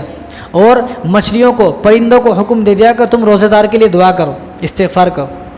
اور آخری رات جب آتی ہے, چاند رات, تو حضور صلی اللہ علیہ وسلم ارشاد فرمانے کہ اس رات میں اللہ تبارک و تعالیٰ تمام روزہ داروں کی مغفرت فرما دیتے, جنت کے دروازے کھول دے, جہنم کے. کتنا بڑا انعام ہے یہ. انعام ہر امت کو روزے تو ملے لیکن ہر امت کو یہ انعام نہیں ملے. اور کسی امت کو جماعت کے ساتھ نماز نہیں ملی, اور اپنی اپنی نماز پڑھتے تھے. اس امت کو جماعت کے ساتھ نماز ملی, جماعت کے ساتھ امام. اور کوئی امت اپنے قرآن کو حفظ نہیں کر سکتی تھی, صرف ان کے نبی ہی اس کتاب کو حفظ کر سکتے تھے. اب یہاں پر 7 سال کا بچہ بھی حافظ قرآن ملتا ہے آپ کو. تو کتنا بڑا انعام ہے. یعنی اتنے انعام, میرے بتانے کا مقصد یہ ہے کہ اتنے انعام اس لیے ملے ہیں کہ اللہ تبارک و تعالیٰ چاہتے ہیں اس امت کی بخشش ہو جائے. پہلے زکوٰۃ کا مسئلہ کیسا تھا؟ پہلے اگر کسی آدمی پر زکوٰۃ ہے, فطرہ ہے, قربانی ہے, صدقہ ہے, کیا کرتے تھے؟ وہ اونچا پہاڑ تھا، پہاڑ پر لے کے جاتے تھے، اوپر سے آسمان سے آگ آتی تھی، اس کو جلاتی تھی، جس کا جل گیا اس کا قبول ہو گیا، جس کا نہیں جلا اس کا قبول نہیں ہوا۔ اب جس کا نہیں جلا، ابھی آدمی ذلیل ہو رہا ہے، رسوا ہو رہا ہے، لوگ اس کو گالیاں دے رہے ہیں، بھائی تیرا قبول نہیں ہوا، تیرا من میں کھوٹ ہے۔ یہاں پر ایسا نہیں ہے، یہاں پر خذ من اموالہم صدقۃ تطہرہم وتزکیہم بہا، یہاں پر مالداروں سے لینا ہے، غریب کو دینا ہے، ان کا مال پاک ہو گیا۔ قبول ہوا یا نہیں ہوا یہ بھی معلوم نہیں ہوا، کوئی ذلت نہیں ہو رہی، کوئی رسوائی نہیں ہو رہی۔ زکوٰۃ ثواب بھی ہے، غریب کو دے رہا، غریب آدمی زکوٰۃ کے پیسے کھا رہا، لیکن امیر آدمی کو ثواب بھی مل گیا۔ وہ ان کا زکوٰۃ کا کھا ہی نہیں سکتے تھے، ان کی زکوٰۃ کو تو جلانا پڑتا تھا۔ تو کتنی ساری جو اس امت کو جو نعمتیں ملی ہیں، جو انعام ملے ہیں، وہ اس لیے ملے ہیں کہ اللہ تبارک و تعالیٰ چاہتے ہیں کہ بخشش ہو جائے، لیکن پھر بھی کوئی آدمی نہ چاہے میری بخشش ہو تو کیا کر سکتے ہیں؟ ابراہیم علیہ الصلوۃ والسلام نے جب اس امت کے اتنے فضائل سنے کہ اس امت کے فضائل اتنے سارے اس امت کے فضائل ہیں، تو ابراہیم علیہ الصلوۃ والسلام نے اللہ تبارک و تعالیٰ سے دعا کی، یا اللہ میں اس امت کی دعوت کرنا چاہتا ہوں، اس امت کی میں دعوت کرنا چاہتا ہوں۔ تو اللہ تعالیٰ نے فرمایا کہ وہ امت تو ابھی بہت دن کے بعد آنے والی ہے، تم کیسا دعوت کر سکتے ہو؟ تم تو دعوت نہیں کر سکتے۔ تو ابراہیم علیہ السلام نے کہا کہ اللہ جس طرح آپ نے مجھے حکم دیا کہ میں بیت اللہ شریف کے پاس آواز لگاؤں کہ لوگ حج کرنے آؤ، حالانکہ یہاں پر کوئی بھی آدمی نہیں ہے، کوئی چرندہ نہیں، پرندہ نہیں، انسان نہیں، کالے پہاڑ ہیں، کون بھی نہیں ہے، لیکن اللہ نے فرمایا کہ وَأَذِّن فِي النَّاسِ، آپ اعلان کرو لوگوں کو، میں یہاں پر بلاؤں گا۔ تو ابراہیم علیہ السلام نے کہا کہ جس طرح آپ کے کہنے سے میں نے اعلان کیا لوگ یہاں پر حج کرنے آئیں گے، اسی طرح آپ میری دعوت بھی ان تک پہنچاؤ، میں اس امت کی دعوت کرنا چاہتا ہوں۔ تو اللہ نے کہا کہ ٹھیک ہے، بڑے ضدی قسم کے مان رہے نہیں ہیں۔ تو اللہ تعالیٰ نے جبرائیل علیہ السلام کو حکم دیا کہ جنت میں جاؤ اور جنت سے کافور لے کر آؤ۔ تو جنت سے انہوں کافور لے کر آئے اور اس کو جبل ابو قبیس، مکے کے اندر ایک پہاڑ ہے، آج بھی وہ پہاڑ موجود ہے۔ تو ابراہیم علیہ السلام کو حکم دیا کہ یہ کوئی چٹان ہوں گی، پتھر کی طرح ہوں گی، تو اس کو جو ہے وہاں پر رکھ دیا جائے، اس کافور کو۔ تو اس کافور کو ابراہیم علیہ السلام نے وہاں پر رکھ دیا اور آپ کو حکم دیا کہ آپ اس میں پھونک مارے۔ تو ابراہیم علیہ السلام نے یا جبرائیل علیہ السلام نے دونوں نے اس میں پھونک ماری، تو وہ سارے دنیا کے سمندروں میں پھیل گیا وہ۔ تو ان کو سمجھ میں نہیں آیا، تو انہوں نے اللہ تعالیٰ سے پوچھا یہ میرا معاملہ سمجھ میں نہیں آیا۔ تو اللہ تعالیٰ نے فرمایا کہ میں جو یہ کافور ہے، اس کافور کو پوری دنیا کے سمندر کے اندر بکھیر دیا ہے، اس کافور کو ہم نے نمک بنا دیا، جب وہ امت آئے گی تو اس کافور کو نمک کے طور پر استعمال کرے گی۔ آپ ہسٹری اٹھا کر دیکھیں کہ اس امت سے پہلے کسی کو نمک نہیں ملا۔ نمک کہاں سے نکلتا؟ کان سے نکلتا، سمندروں سے نکلتا، پیڑ پہ آتا کیا نمک؟ کوئی جھاڑ ہے کیا نمک کا؟ کہیں بھی نہیں ہے جھاڑ، کہاں سے آتا سب کو معلوم ہے۔ تو ابراہیم علیہ السلام نے اس امت کی دعوت کی۔ آج ہم جو نمک کھا رہے ہیں یہ ابراہیم علیہ السلام کی دعوت ہے، ابراہیم علیہ السلام کی طرف سے دعوت ہے۔ آج آپ کتنے بھی اچھی بریانی بنا لو، قورمہ بنا لو، کچھ بھی بنا لو، نمک نہیں ڈالے تو کون بھی نہیں کھاتے، بیچ میں چھوڑ کے بھاگ جاتے۔ حالانکہ پکانے میں کتنا دیر لگی، صبح سے شام تک پکائے، کاٹے، یہ کرے وہ کرے، کتنا روپے کا چکن لائے، کتنا پیسہ خرچہ کرے، لیکن صرف ایک نمک نہیں ڈالے، جس کی کوئی زیادہ اوقات نہیں ہے، سستے میں آتا، لیکن اگر نمک نہیں ڈالا تو کون بھی نہیں کھاتے۔ تو ابراہیم علیہ السلام کی دعوت وہ ہے جو ہر امتی کھا رہا ہے، یعنی آپ صلی اللہ علیہ وسلم کو اتنی زیادہ محبت ہے اس امت سے، قسم کھا کر فرمایا کہ مجھے قسم ہے جب تک میرا ایک ایک امتی جنت میں داخل نہیں ہو جائے گا، لیکن جب تک میں جنت میں داخل نہیں ہوں گا۔ لیکن وہ امتی کون ہے؟ وہ امتی وہ ہیں جنہوں نے رسول کی باتوں کو مانا ہے، جنہوں نے اپنی نبی کی باتوں پر عمل کیا ہے، وہ ہیں وہ امتی۔ یہ ہمارے جیسے نالائق نہیں، ہمارے جیسے چندی چور نہیں، ہمارے جیسے گناہ گار نہیں، بلکہ وہ امتی وہ ہیں اللہ کے رسول کے، جنہوں نے اللہ کے رسول کی باتوں کو مانا ہے۔ جب آپ صلی اللہ علیہ وسلم معراج پر گئے تو ابراہیم علیہ السلام نے سلام کہا، سلام، کہ آپ اپنی امت کو سلام کہنا میرا، اور اپنی امت کو بولنا کہ جنت ایک چٹیل میدان ہے، جنت ایک چٹیل میدان ہے، اور جنت میں درخت لگاؤ۔ کس طرح لگانا درخت؟ تو ابراہیم علیہ السلام نے خود بتایا کہ جو آدمی دنیا میں ایک مرتبہ سبحان اللہ والحمد للہ ولا الہ الا اللہ واللہ اکبر پڑھے گا تو جنت میں ایک درخت لگ جاتا۔ کون بتا رہے ہیں؟ ابراہیم علیہ السلام بتا رہے ہیں یہ بات۔ اور آگے سنیں آپ، اللہ تعالیٰ نے خود فرما رہے ہیں کہ میں آپ کی امت کا جو حساب لوں گا قیامت کے دن پردے میں لوں گا، پردے کے ساتھ۔ آپ کی امت کا حساب کیسے ہوگا؟ پردے میں ہوگا، اور ہم سب کو آپ صلی اللہ علیہ وسلم کی شفاعت ملے گی۔ اور جب معراج پر گئے تو آدم علیہ السلام سے بھی ملاقات ہوئی، تو آدم علیہ السلام نے کیا فرمایا کہ آپ کی امت کو 4 انعام ملے ہیں، 4 نعمتیں ملی ہیں جو مجھے بھی نہیں ملی۔ کسی امت کو نہیں ملی۔ کیا انعام ملے ہیں کہ سب سے پہلا انعام یہ ملا ہے کہ میں نے غلطی کی، مجھ سے خطا ہوئی۔ ابراہیم علیہ السلام میں خطا ہوئی نا، لیکن اس کو آدمی ان الفاظوں کو ادب کے دائرے میں رہتا ہوا بولے۔ لوگ آج کل نا مثال دیتے، آدم علیہ السلام نے سے بھی غلطی ہوئی نا بھائی، مجھ سے غلطی ہوئی تو کون سی بڑی بات تھی؟ بھائی اس غلطی میں حکمت ہے۔ اگر آدم علیہ السلام یہاں نہیں آتے تو ہم لوگ کیسے آتے پھر؟ ان کا آنے کا مطلب یہ ہے کہ دنیا پوری پھیلنا، ان کے آنے میں حکمت ہے اللہ تبارک و تعالیٰ کی۔ تو یہ جملہ نہیں بولنا چاہیے کہ آدم علیہ السلام سے بھی غلطی ہوئی نا بھائی، مجھ سے غلطی ہوئی تو کیا ہوا؟ یہ غلطی نہیں ہے، یہ اللہ تعالیٰ کی طرف، ہر کام اللہ کی طرف سے ہوتا ہے۔ تو یہ بھی اللہ تبارک و تعالیٰ کی طرف سے حکمت ہے۔ تو آدم علیہ السلام کیا فرما رہے ہیں؟ جو 4 انعام آپ کی امت کو ملے وہ کسی کو نہیں ملے، مجھے بھی نہیں ملے۔ کیا انعام؟ کہ مجھ سے غلطی ہوئی لیکن اللہ تبارک و تعالیٰ نے میری اس غلطی کو مشہور کر دیا، سب کو بتا دیا، سب کو معلوم ہو گیا۔ کس کو نہیں معلوم؟ ابراہیم علیہ السلام، وہ جنت کے اندر درخت تھا، اس درخت کے پھل کو کھائے، آسمانوں سے زمین پر آ گئے، جنت سے، سب کو معلوم ہے۔ کیا فرمایا؟ کہ مجھے مشہور کر دیا گیا کہ مجھ سے غلطی ہوئی، مجھے جنت سے نکال دیا گیا۔ لیکن آپ کی امت کا ایک آدمی اگر جنت میں چلا گیا تو پھر جنت سے باہر نہیں آئے گا۔ اللہ تبارک و تعالیٰ اگر کسی امت کو جنت میں داخل فرما دیں گے، اب وہ جنت سے باہر نہیں آئے گا، جنت میں ہی رہے گا۔ دوسرا کیا؟ کہ مجھے مشہور کر دیا گیا، میری غلطی کو مشہور کر دیا گیا، سب کو بتا گیا۔ تیسرا انعام کیا ہے؟ کہ میری غلطی کے بعد میرے کپڑوں کو اتار دیا گیا۔ آدم علیہ السلام جب دنیا میں آئے تو ان کے بدن پر کپڑے نہیں تھے، وہ درخت کے پاس جاتے تھے، پتوں کے واسطے درخت بھی اوپر ہو جاتے تھے۔ 300 سال تک اسی طرح برہنہ گھومتے رہے، 300 سال تک اسی طرح برہنہ گھومتے رہے، اکیلے انسان تھے، کپڑے نہیں تھے پہننے کو۔ لیکن فرمایا کہ آپ کی امت کے لوگ گناہ کریں گے، مشہور نہیں ہوں گے۔ آپ کی امت کے لوگ گناہ کریں گے لیکن ان کے کپڑے نہیں چھینے جاتے۔ آج تو یہ امت کے ننگے ہو کر خوب گناہ کر رہے ہیں لیکن پھر اسے کپڑے پہن کے آ جاتا ہے، کسی کو معلوم بھی نہیں ہوتا گناہ کب کرا۔ اور وہ امت کے لوگ کیسے تھے؟ آدم علیہ السلام کی غلطی ہوئی تو کپڑے ہی ختم ہو گئے، کپڑے اتر گئے۔ اور فرمایا کہ چوتھا انعام یہ ہے کہ میں نے غلطی کی، مجھے اللہ تبارک و تعالیٰ نے میری بیوی سے جدا کر دیا۔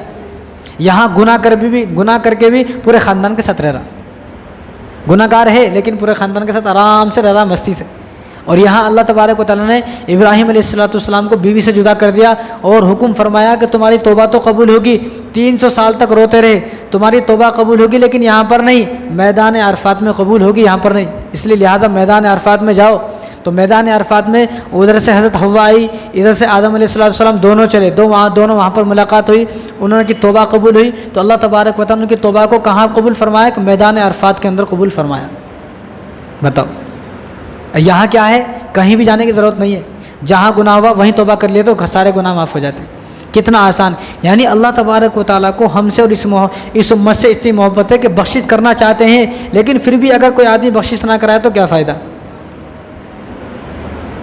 تو اس رات میں اللہ تبارک و تعالیٰ سب کی مغفرت فرماتے ہیں۔ یہ رات اللہ تبارک و تعالیٰ سے اپنے گناہوں سے معافی مانگنے کی رات ہے۔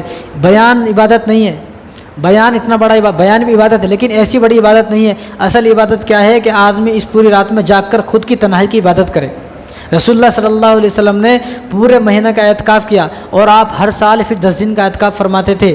ایک سال تو پورے مہینے کا کیا، پورے رمضان کا۔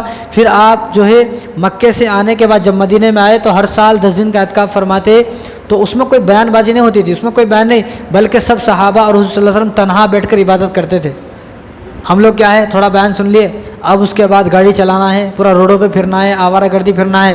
آوارہ کہاں کہ شب قدر کی تلاش میں نکلا ہوں میں، ابھی نے شب قدر روڈوں پہ ڈھونڈ رہا بھائی، شب قدر تو مسجد میں ہے، یہ نے کہاں شب قدر میں جو ہے روڈوں پہ ڈھونڈ رہا ہے۔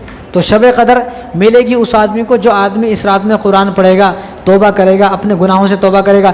دل میں اگر بغض ہے، کینہ حسد ہے تو ایسے آدمی کی توبہ بھی کوئی قابل قبول نہیں ہے۔ اس رات میں اللہ تبارک و تعالیٰ جبرائیل علیہ السلام کو بھیجتے ہیں، تو جبرائیل علیہ السلام اس رات میں نازل ہوتے ہیں اور 4 جھنڈے لے کر آتے ہیں، 4 جھنڈے لے کر آتے ہیں۔ ایک جھنڈے کو بیت اللہ پر لگا دیتے ہیں، ایک جھنڈے کو مسجد نبوی پر لگا دیتے ہیں، ایک جھنڈے کو مسجد اقصی بیت المقدس کے اوپر لگا دیتے ہیں، اور ایک جھنڈا کو کوہ طور کے اوپر لگا دیتے ہیں، اور فرشتوں کو حکم فرماتے ہیں کہ سارے میں پھیل جاؤ۔ کیا کرنا ہے؟ کہ جو لوگ اس رات میں دعا کر رہے ہیں ان کی دعاؤں پر آمین کہنا ہے۔ جو لوگ اس رات عبادت کر رہے ہیں ان کے ساتھ رہنا ہے اور ان کے لیے دعائے مغفرت کرنا ہے، استغفار کرنا ہے۔ جو لوگ عبادت کر رہے ہیں تو لہٰذا ہمیں عبادت کرنا ہے۔ تو جب سب کا کام ہو جاتا ہے تو اب یہ رات ہے، دیکھو انا انزلناہ فی لیلۃ القدر، کہا قدر بولے تو برکتوں والی رات، عظمتوں والی رات، تنگی والی رات۔ تنگی والی رات کا کیا مطلب ہے کہ اس رات میں آسمان سے اتنے فرشتے نازل ہوتے ہیں کہ اتنی بڑی زمین ہونے کے باوجود بھی یہ زمین تنگ ہو جاتی، اتنے سارے فرشتے ہوتے ہیں کہ زمین تنگ ہو جاتی ہے، اس لیے کہا قدر والی رات۔ تو جب سارے فرشتے صبح تک، سلام ہی حتی مطلع الفجر، یہ رات صبح تک ہوتی ہے، یہ نہیں ہے کہ اب چاند آپ کو مغرب کی نماز ہوئی، مغرب کی نماز سے جب فجر کی اذان ہوگی، فجر کی اذان تک، یہ حتی مطلع الفجر، جب فجر کی اذان ہوگی جب تک یہ رات رہتی ہے۔ تو جب تک آدمی عبادت کرنے کی کوشش کرے۔ اب یہ فرشتے آئے، اب یہ فرشتے جا رہے ہیں، تو یہ فرشتے جبرائیل صلی اللہ علیہ وسلم سے پوچھتے ہیں کہ ہم آئے تو کیا کیا ہوا؟ تو فرشتے جبرائیل صلی اللہ علیہ وسلم سے جب پوچھتے ہیں تو جبرائیل صلی اللہ علیہ وسلم فرماتے ہیں کہ اللہ تبارک و تعالیٰ نے تمام لوگوں کی مغفرت فرما دی، تمام لوگوں کی مغفرت فرما دی، لیکن 4 آدمی ایسے ہیں جن کی مغفرت نہیں فرمائی۔ کتنے آدمی؟ 4 آدمی ایسے ہیں۔ تو ہمیں تو آپ صلی اللہ علیہ وسلم کا شکر ادا کرنا چاہیے کہ آپ صلی اللہ علیہ وسلم نے بتا دیا کہ وہ 4 آدمی ہیں۔ اگر ان 4 آدمی میں ہمارا نام ہے تو اپنا نام کٹا لیں، صبح تک فجر سے پہلے پہلے اپنا نام کٹا لیں تاکہ ہماری مغفرت ہو جائے۔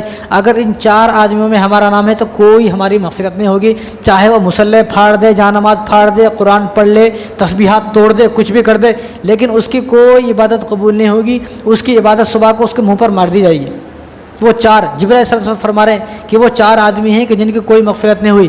سب سے پہلا آدمی وہ ہے جو مشرک ہے، جو شرک کرنے والا آدمی ہے، اس آدمی کی اس رات میں کوئی مغفرت نہیں ہوتی جب تک شرک سے توبہ نہیں کرے گا۔ دوسرا آدمی کون ہے؟ جو شراب پینے والا ہے، شراب پینے والے کی کوئی مغفرت نہیں ہوگی۔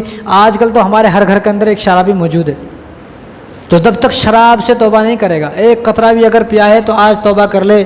اگر شراب سے توبہ نہیں کیا تو ایسے آدمی آج جانماز پھاڑ دے، مصلی پھاڑ دے، رو رو کے جو ہے سمندر بھر دے، ایک باکٹ بھر دے آنسوؤں سے، لیکن اس کا کوئی فائدہ نہیں ہے جب تک وہ شراب سے توبہ نہ کرے۔ پہلے شراب سے توبہ کر۔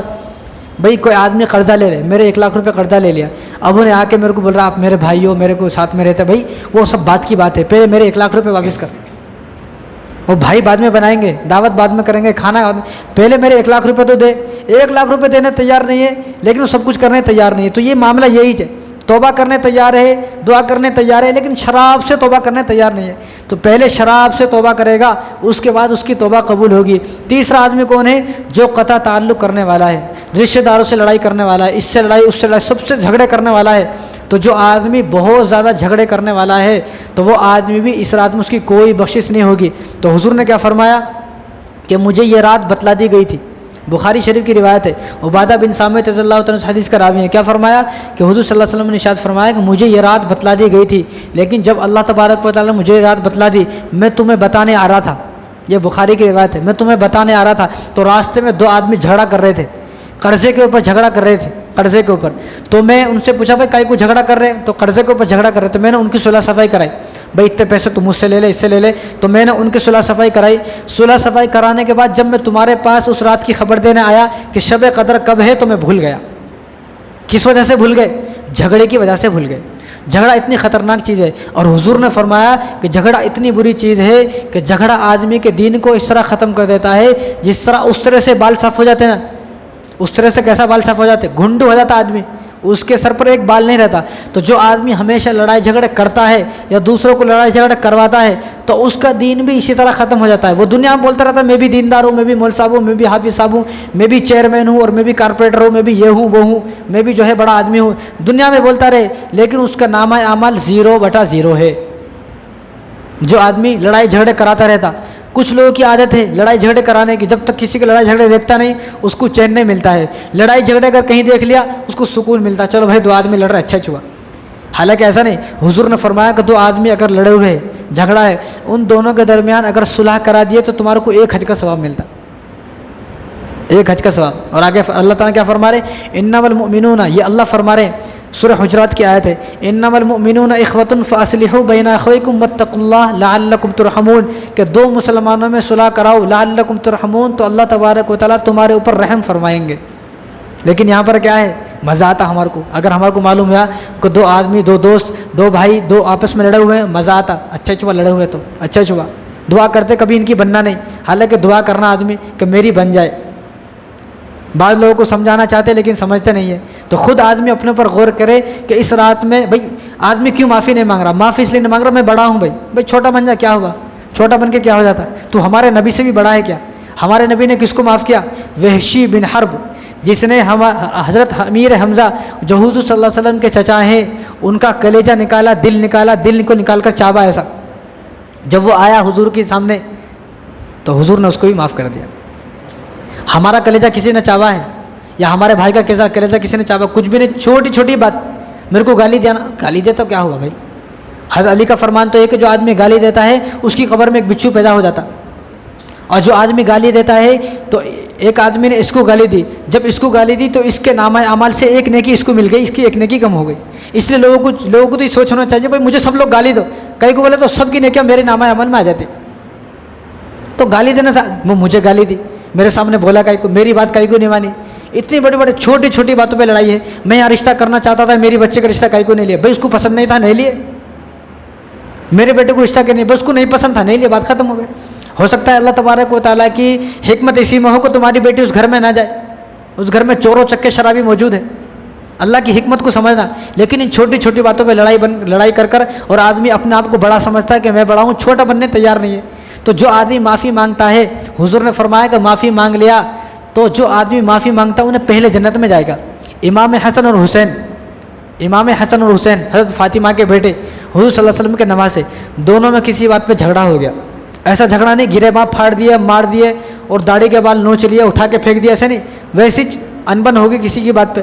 تو صحابہ امام کس کے پاس ہے؟ امام حسین کے پاس آئے، کیونکہ امام حسین چھوٹے ہیں، حسن بڑے ہیں، ان کے پاس انہوں نے کہا کہ آپ معافی مانگ لیں، آپ چھوٹے ہیں نا، آپ معافی مانگ لیں، آپ چھوٹے ہیں تو آپ کو معافی مانگنی چاہیے۔ انہوں نے کہا معافی تو میں مانگ لیتا، لیکن میں نے اپنے نانا جان سے ایک حدیث سنی ہے کہ جو آدمی پہلے معافی مانگتا انہیں پہلے جنت میں جاتا، تو اس لیے میں چاہتا ہوں کہ میرے بڑے بھائی مجھ سے پہلے معافی مانگے تاکہ وہ جنت میں جائے، ان کے صدقے سے میں بھی جنت میں چلا جاؤں۔ تو اب جس کو یہ چاہیے کہ میں پہلے جنت میں جاؤں تو شروعات کرے، کچھ نہیں ہوتا شروعات کرنے سے، شروعات کرے، لڑائی جھگڑے ہے ختم کر دے۔ تو جو آدمی لڑائی جھگڑے کرنے والا ہے، رشتہ تعلق کرنے والا ہے، رشتہ توڑنے والا ہے، حالانکہ حضور نے فرمایا، بخاری کی روایت ہے، یہ بچے کو یہ حدیث یاد ہے، لا يدخل الجنت قاطعون، یہ بچوں کو یاد ہے، سب کو یاد ہے، یعنی رشتہ توڑنے والا، لڑائی جھگڑے کرنے والا، چغلیاں کرنے والا، غیبتیں کرنے والا، ایسا آدمی جنت میں داخل نہیں ہوگا۔ یہاں ہمارے پیچھے نماز پڑھ رہا، ابھی پڑھنے کا ہے، لیکن ہمارے پیچھے بیٹھ کے ہماری برائی کرتا ہے، جیسا کہ ہم اس کے بینک اکاؤنٹ کے سارے پیسے اپنے ٹرانسفر کر لیے۔ کئی کی لڑائی، کئی کی چھوڑو یہ سب بات، آدمی خوشی خرم رہے، چند دن کی زندگی ہے، ہزاروں سال کی دنیا ہے، یہ کب سے دنیا بنی کب ختم ہوگی نہیں معلوم۔ اس ہزاروں سال کی دنیا میں ہمیں چند دن دیے گئے ہیں، چند سال، کتنے 30 سال 40 سال ایک آدمی کے پاس ہے۔ کئی بولے تو ایک آدمی کی عمر اگر 70 سال ہے، 20-25 سال کی عمر میں تو اس کو ہوش آتی، اس کے بعد آخر کے 4-5 سال تو ویسے ہی چارپائی پہ ہاسپٹل میں ختم ہو جاتے، بیچ کے مشکل سے 30 سال 35 سال 40 سال، یہ 40 سال میں بھی، ہزاروں سال کی دنیا میں بھی یہ 40 سال میں اگر اس دنیا سے آدمی لڑائی کر کے چلا گیا تو کیا کمال کر کے گیا۔ تو آدمی کو ایسا بننا چاہیے کہ آدمی کو مرنے کے بعد دعا دے، آدمی مر جائے، مرنے کے بعد امام صاحب خود دعا کرے، کہنے کی ضرورت نہ پڑے، بھائی بہت اچھا آدمی تھا بیچارہ، بہت عزت کرتا تھا، بہت قدر کرتا تھا، بہت احترام کرتا تھا، مدد کرتا تھا، تعاون کرتا تھا، بڑی خدمت کرتا تھا، بہت اچھا آدمی تھا، اللہ تو اس کو جہنم سے آزاد فرماتے۔ سفیان ثوری رحمۃ اللہ علیہ، سفیان ثوری بہت بڑے بزرگ ہیں، تو ہمیشہ دعا کرتے تھے، یا اللہ یحییٰ کو جہنم سے آزاد فرما، یحییٰ کو جہنم سے آزاد فرما۔ لوگ پوچھتے تھے یہ یحییٰ کون ہے، لوگ پوچھتے تھے آپ سے یہ یحییٰ کون ہے، تو بتاتے نہیں تھے، وہ بتاتے نہیں تھے۔ تو ایک آدمی نے اس آدمی کو خواب میں دیکھا، اس وقت کے ایک آدمی کو خواب میں دیکھا، وہ یحییٰ جنت میں ہے، وہ یحییٰ جنت میں ہے۔ تو وہ دیکھ کے حیران ہو گیا کہ سفیان ثوری جس یحییٰ کے بارے میں بات کرتے تو انہیں تو ہی چھے کیا، لاہو میں ہی چھو تو، اب انہیں بیچارہ ویسے ہی ہوں گا، زیادہ پڑھا لکھا نہیں ہوں گا بیچارہ، ایک عام آدمی ہوں گا۔ تو ان کو حیران ہوئی، ایسا آدمی جنت میں کیسا آ گیا بھائی، یہ آدمی تو جنت میں نہیں آنا تھا، یہ آدمی جنت میں کیسا آ گیا، اور سفیان ثوری اس کے بارے میں دعا کر رہے ہیں۔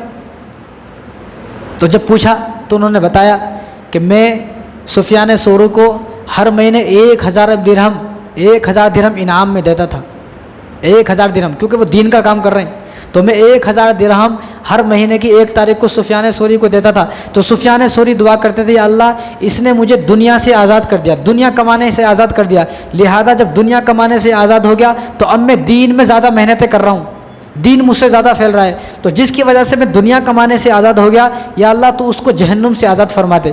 تو انہوں نے فرمایا ایسا نہیں کہ سفیان ثوری کی دعاؤں کی بدولت اللہ تبارک و تعالیٰ نے مجھے جہنم سے آزاد فرما دیا، یا ہمارا مقتدی ہمارا کچھ گالی دیتا۔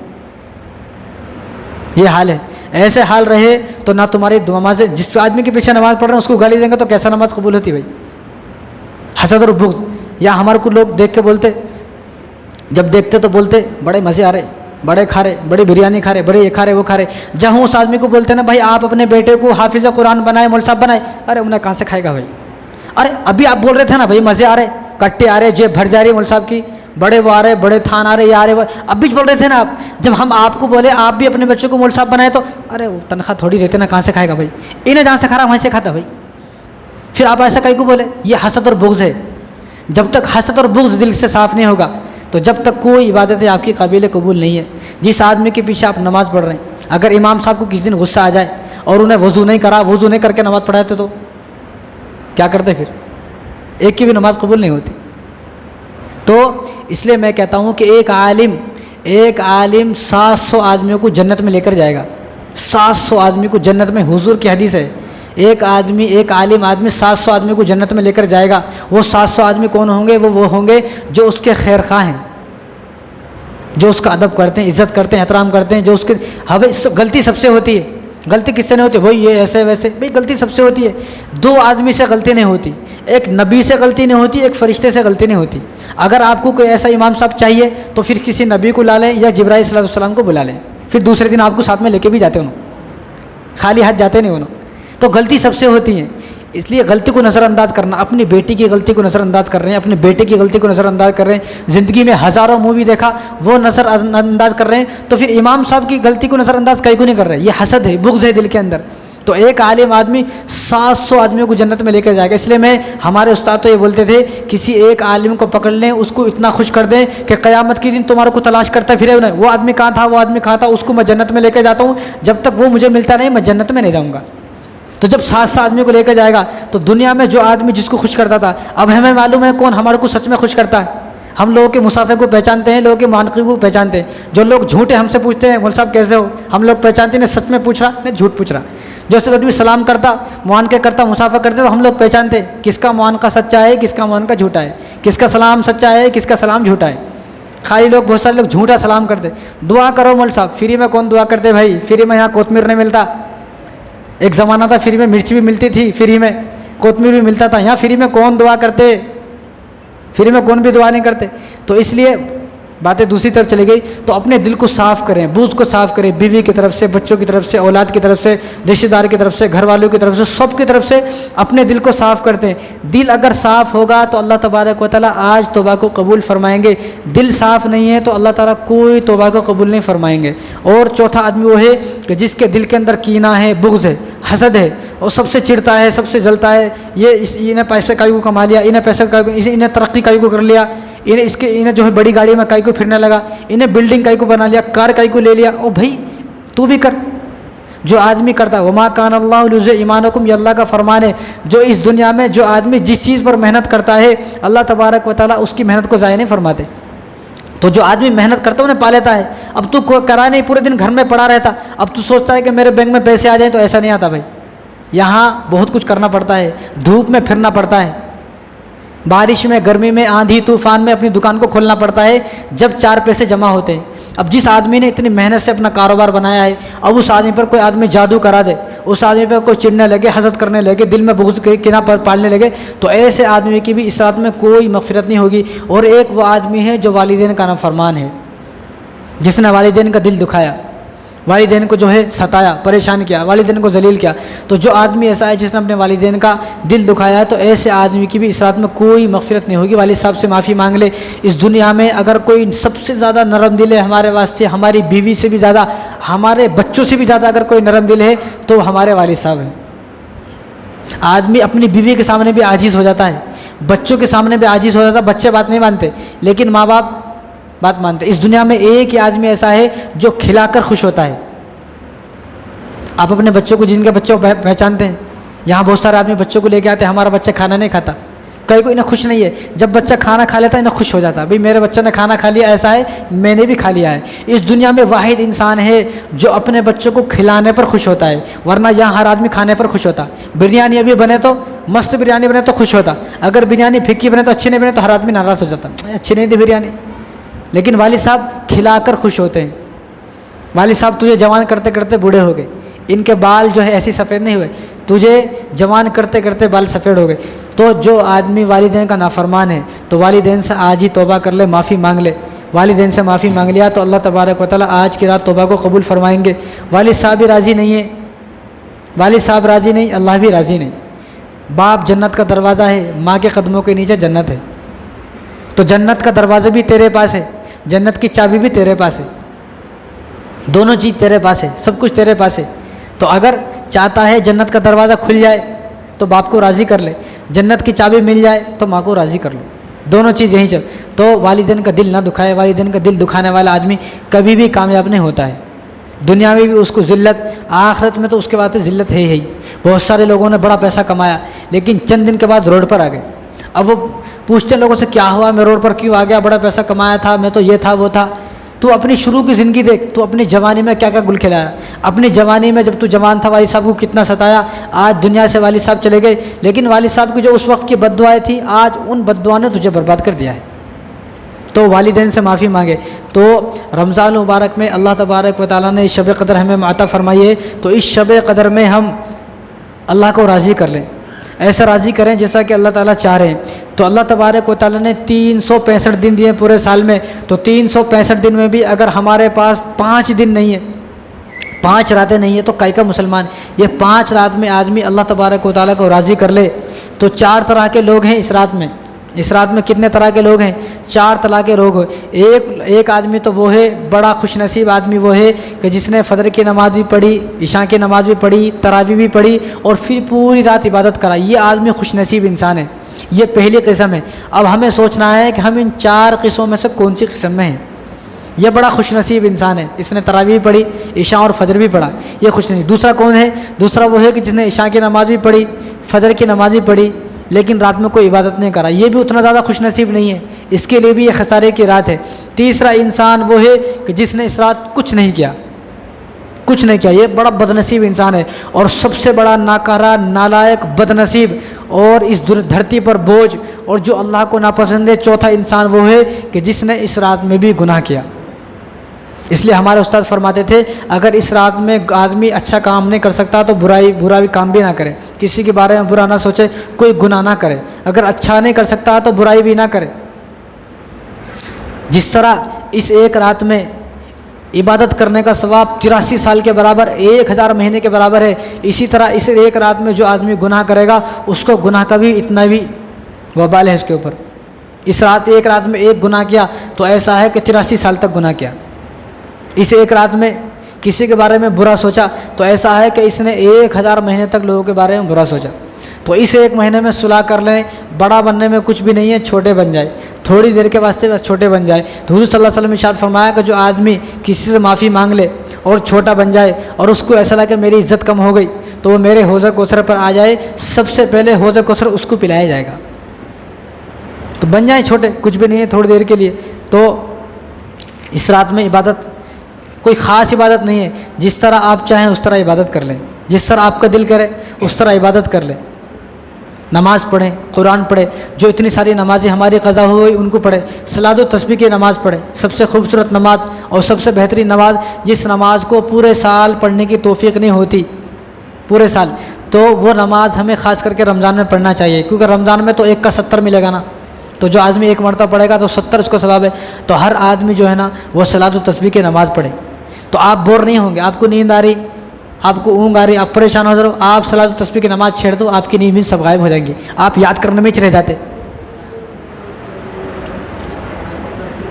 ہاں، تو آپ جو ہے نا آپ کی نیندیں ختم ہو جائیں گی، نیندیں آ رہی، بور ہو جا رہے، گھر کو جانا دل کر رہا، تو آپ صلاۃ و تسبیح شروع کر دیں۔ آپ 1 گھنٹے سے پہلے ہٹیں گے نہیں، پیڑ دکھ جائیں گے، نیند ساری غائب ہو جاتی۔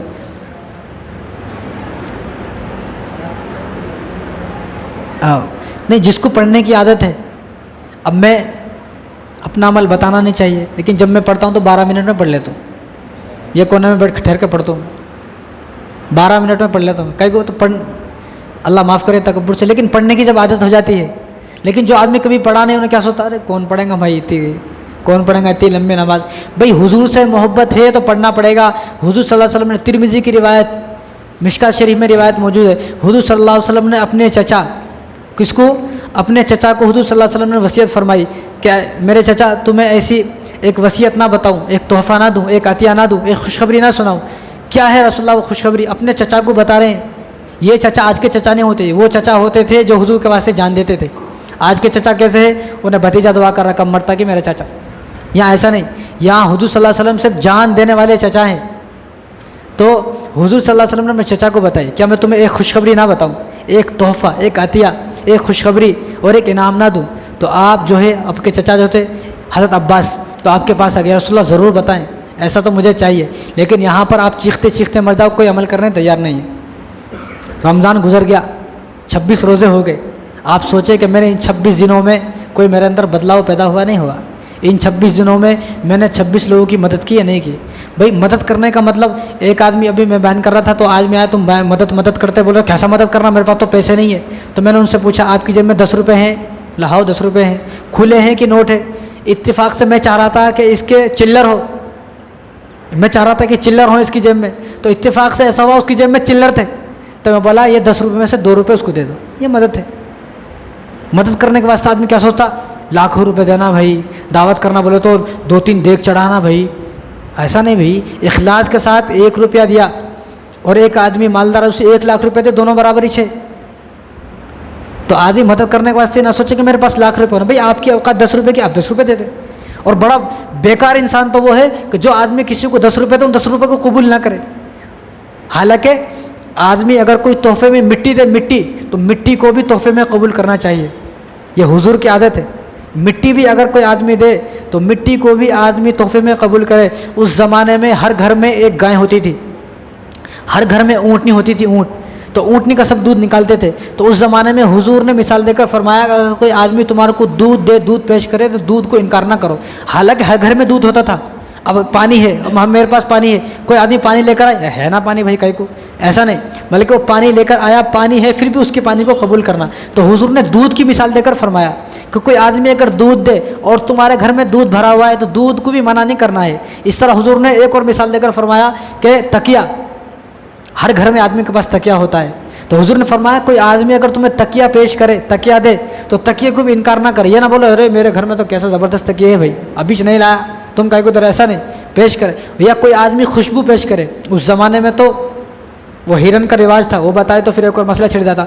तो हिरन के अंदर से वो खुशबू निकालते थे, सबके पास होती थी वो खुशबू लेकिन उस ज़माने में हुजूर ने फरमाया कोई आदमी खुशबू पेश करे तो इनकार नहीं करना। हालांकि जेब में मौजूद है, फिर भी हुजूर ने, तो जो चीज़ें पास में है वो चीज़ अगर आ रही है फिर भी आदमी कबूल करे। 10 रुपये जेब में है, फिर भी अगर कोई आदमी 10 रुपये दे दे तो उन 10 रुपये को कबूल करना, ये आदमी के ईमान की अलामत है। लेकिन क्या है, बड़ा हूँ मैं 10 रुपये नहीं लेता हूँ, मेरे को 1000 रुपये दे तो लेता हूँ भाई, फिर ये 10 रुपये भी नहीं मिलते, 1000 भी नहीं मिलते। जो मौके पे मिल रहा, जो मौका महन में मिल रहा, उसको शुक्र अदा करके जेब में रख लेने का है जो मिल रहा। तो हुजूर सल्लल्लाहु अलैहि वसल्लम अपने चचा को क्या फरमा रहे, अब्बास तुम एक तोहफ़ा दो, खुशखबरी दो। तो कहा रसूलुल्लाह ज़रूर बताए। तो हुजूर ने फरमाया कि तुम सलात व तस्बीह की नमाज़ पढ़ो। कब पढ़ना है रसूलुल्लाह? रोज़ाना पढ़ना। रोज़ाना कैसा? तो जुमा पढ़ना। जुमा कैसा? महीने में 1 बार पढ़ना। महीने में 1 बार कैसा पढ़ना? साल में 1 बार पढ़ना। साल में 1 बार, हाँ, साल में 1 बार भी नहीं होता तो ज़िंदगी में तो 1 मरतबा पढ़ ले। हुजूर ने फरमाया या तो रोज़ाना पढ़ना, या जुमे को पढ़ना, या महीने में पढ़ना, या साल में पढ़ना, नहीं तो ज़िंदगी में तो 1 बार तो पढ़ ले भाई। ज़िंदगी गुजर गई, कभी पढ़े नहीं। तो हम लोग बहाना लगाते कोई हमारे को पढ़ाएगा तो हम पढ़ेंगे भाई। ये नफिल नमाज जमात के साथ कैसा होती? फ़र्ज़ नमाज जमात के साथ होती है, नफिल नमाज जमात के साथ नहीं होती। अगर चलो कहीं पढ़ा भी रहे, आप पढ़ लिए, उसमें आपका फ़ायदा क्या? आप सीख लिए क्या? हम लोग यहाँ इतने दिन से बहुत सारी सूरह पढ़ रहे, कितनी सूरह सीखे आप? हम लोग यहाँ इतने दिन से रमज़ान की दुआ कर रहे हैं। एक आदमी मेरे को बोल रहे तुम ये दुआ कर रहे हैं ना रोज़, अल्लाहुम्मा सल्लिम अली रमज़ान, सल्लिम अली रमज़ान, कोई दुआ दूसरी दुआ। तो मैं बोला तुम्हारे को दुआ याद हो गई? नहीं हो याद। बोला जब तक तुम्हारे को याद नहीं होते पढ़ते रहे तुम। जिस आदमी को तर्जुमा नहीं मालूम भाई, वो दुआ इतनी खूबसूरत दुआ है, अल्लाहुम्मा सल्लिम अली रमज़ान, या अल्लाह मेरे लिए रमज़ान के महीने को बेहतरीन रमज़ान का महीना बना, सही सलामत, सलामती वाला, सुकून वाला। ऐसा ना हो रमज़ान का महीना शुरू हो गया मैं जेल में बंद हूँ, ایسا نہ ہو رمضان کا مہینہ شروع ہو گیا اور گھروں کے اندر جھگڑے چھڑ گئے اور جو ہے اتنی نوبت آ گئی، قرضے میں ڈوب گیا، اسپتالوں میں چلا گیا اور بالکل برباد ہو گیا، بلکہ دعا کی جا رہی ہے میرے لیے سکون والا رمضان، سلامتی والا رمضان، اللہم سلم علی رمضان وسلم رمضان علی، اور میرے کو بھی رمضان کے واسطے سلامتی والا میرے کو بھی سلامت بنا کہ میں عبادت کر سکوں، ایسا نہ ہو شوگر آ جائے، بی پی آ جائے، یہ آ جائے وہ آ جائے، سارے رمضان کے روزے چلے گئے۔ کتنی خوبصورت دعا ہے، وَتَسَلَّمُ مِنِّي مُتَقَبَّلًا، اور جو میں اس میں عبادتیں کر رہا ہوں، یہ رمضان مبارک میں جو عبادتیں کر رہا ہوں، ان جو عبادتیں ہیں ان عبادتوں کو بھی یا اللہ تو قبول فرما۔ کتنی خوبصورت دعا ہے، لیکن یہاں واقعی کی دعا کر رہے ہیں، بولا جب تک تمہارے کو یاد نہیں ہوتی دعا کرتے رہتے اپن، وہ زندگی مرے تک دعا یاد نہیں ہوتی ان کو، کیونکہ مطلب توجہ نہیں ہے نا، یہ دعا تو یاد کرنی چاہیے آدمی کو، آدمی دعا جب یہ دعا پڑھے گا تو اللہ تعالیٰ رحم اور ترس کھا کر یہ دعا کی برکت سے ہی مغفرت فرما دیں گے۔ تو روزانہ جمعے کے دن، مہینے میں یا سال میں، زندگی میں ایک مرتبہ آدمی صلاۃ و تسبیح کی نماز پڑھے۔ پڑھنا کس طرح ہے اور ملے گا کیا؟ تو چچا نے پوچھا، عباس نے، کہ رسول اللہ ملے گا کیا؟ تو حضور نے فرمایا کہ 10 گناہ معاف ہوں گے آپ کے۔ کتنے؟ 10 طرح کے گناہ، 10 طرح کے گناہ معاف ہوں گے، 10 طرح کے گناہ۔ اب یہ 10 طرح کے گناہ میں سارے آ گئے، جتنے بھی گناہ ہم نے کیے ہیں تو وہ سارے گناہ آ گئے۔ اگلے پچھلے گناہ معاف، 2 ہو گئے، گنتے رہو آپ، اگلے اور پچھلے گناہ معاف، نئے اور پرانے گناہ معاف۔ کتنے ہو گئے؟ نئے، اب نئے کرنے والے ہیں وہ بھی معاف ہو گئے، جو پرانے کر کے وہ بھی معاف ہو گئے، غلطی سے کیے ہوئے گناہ معاف، جان بوجھ کر کیے ہوئے گناہ معاف۔ کتنے ہو گئے؟ چھپ کر کیے ہوئے گناہ معاف، کھلم کھلا کیے ہوئے گناہ معاف، صغیرہ گناہ معاف، کبیرہ گناہ معاف، سب کچھ، سارے کام ہی ہو گئے، کچھ کرنے کی ضرورت نہیں، یہ پڑھے تو بس ہے بھائی، تو سب چیز مل گئی۔ نئے پرانے گناہ معاف ہو گئے، اگلے پچھلے گناہ معاف ہو گئے، غلطی سے کیے ہوئے، جان بوجھ کے گناہ کیے ہوئے معاف ہو گئے، چھپ کر کیے ہوئے، کھلم کھلا، اور صغیرہ اور کبیرہ گناہ، سارے گناہ معاف ہو گئے۔ تو اس کا طریقہ کیا ہے؟ 4 رکعت نفل نماز، سنت نہیں ہے، 4 رکعت نفل نماز ایک سلام کے ساتھ، عورتیں 2 سلام کے ساتھ پڑھتی ہے، نہ جانا کون سا مول صاحب بتائے گی ان کو، تو ایک سلام کے ساتھ 4 رکعت نماز نفل ہے وہ۔ اور نیت کس طرح کرنا ہے؟ نیت کرنے کے بعد آپ کو کچھ بولنے کی ضرورت نہیں ہے، آپ نے دل میں ارادہ کر لیا میں صلاۃ و تسبیح کی نماز پڑھ رہا ہوں، بس تسبیح کی، یا کسی کو یہ پڑھنا بھی نہیں آ رہا تو اتنا بول لے میں تسبیح کی نماز پڑھتا ہوں، بات ختم۔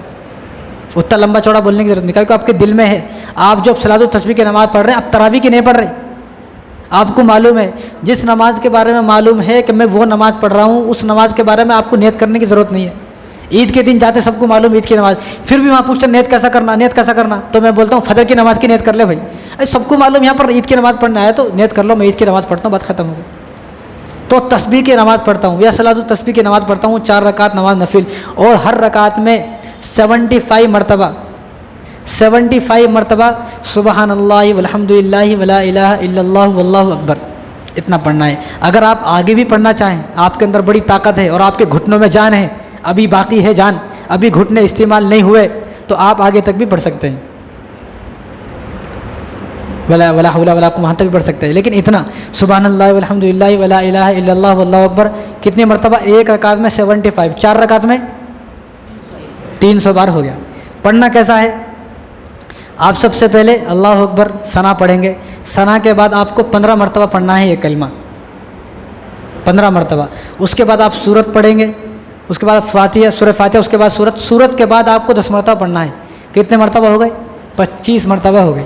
آپ رکوع میں 10 مرتبہ پڑھیں گے، 35، رکوع سے اٹھنے کے بعد کتنے ہو گئے؟ 45، آپ پہلے سجدے میں پڑھیں گے 10 مرتبہ، کتنے ہو گئے؟ 55، پھر سجدے سے اٹھنے کے بعد جب بیٹھیں گے آپ دونوں سجدے کے بیچ میں 10 مرتبہ، کتنے ہو گئے؟ 65، پھر آپ دوسرے سجدے میں پڑھیں گے 75، پھر آپ کو ایک دم ٹھہر جانا ہے، ٹھہرنے کا فوراً بعد پھر آپ کو 15 مرتبہ پڑھنا ہے۔ پہلی رکعت میں تو ثنا کے بعد، دوسری رکعت میں آپ کو ٹھہرنے کے فوراً بعد 15 مرتبہ، اور پھر آپ کو سورت کے بعد 10 مرتبہ، تو اسی طرح ہر رکعت میں پڑھنا ہے۔ اب ایک اور مسئلہ ہے، ایک خواتین بول رہی تھی میرے کو ایسا گن سکتی ہوں کیا؟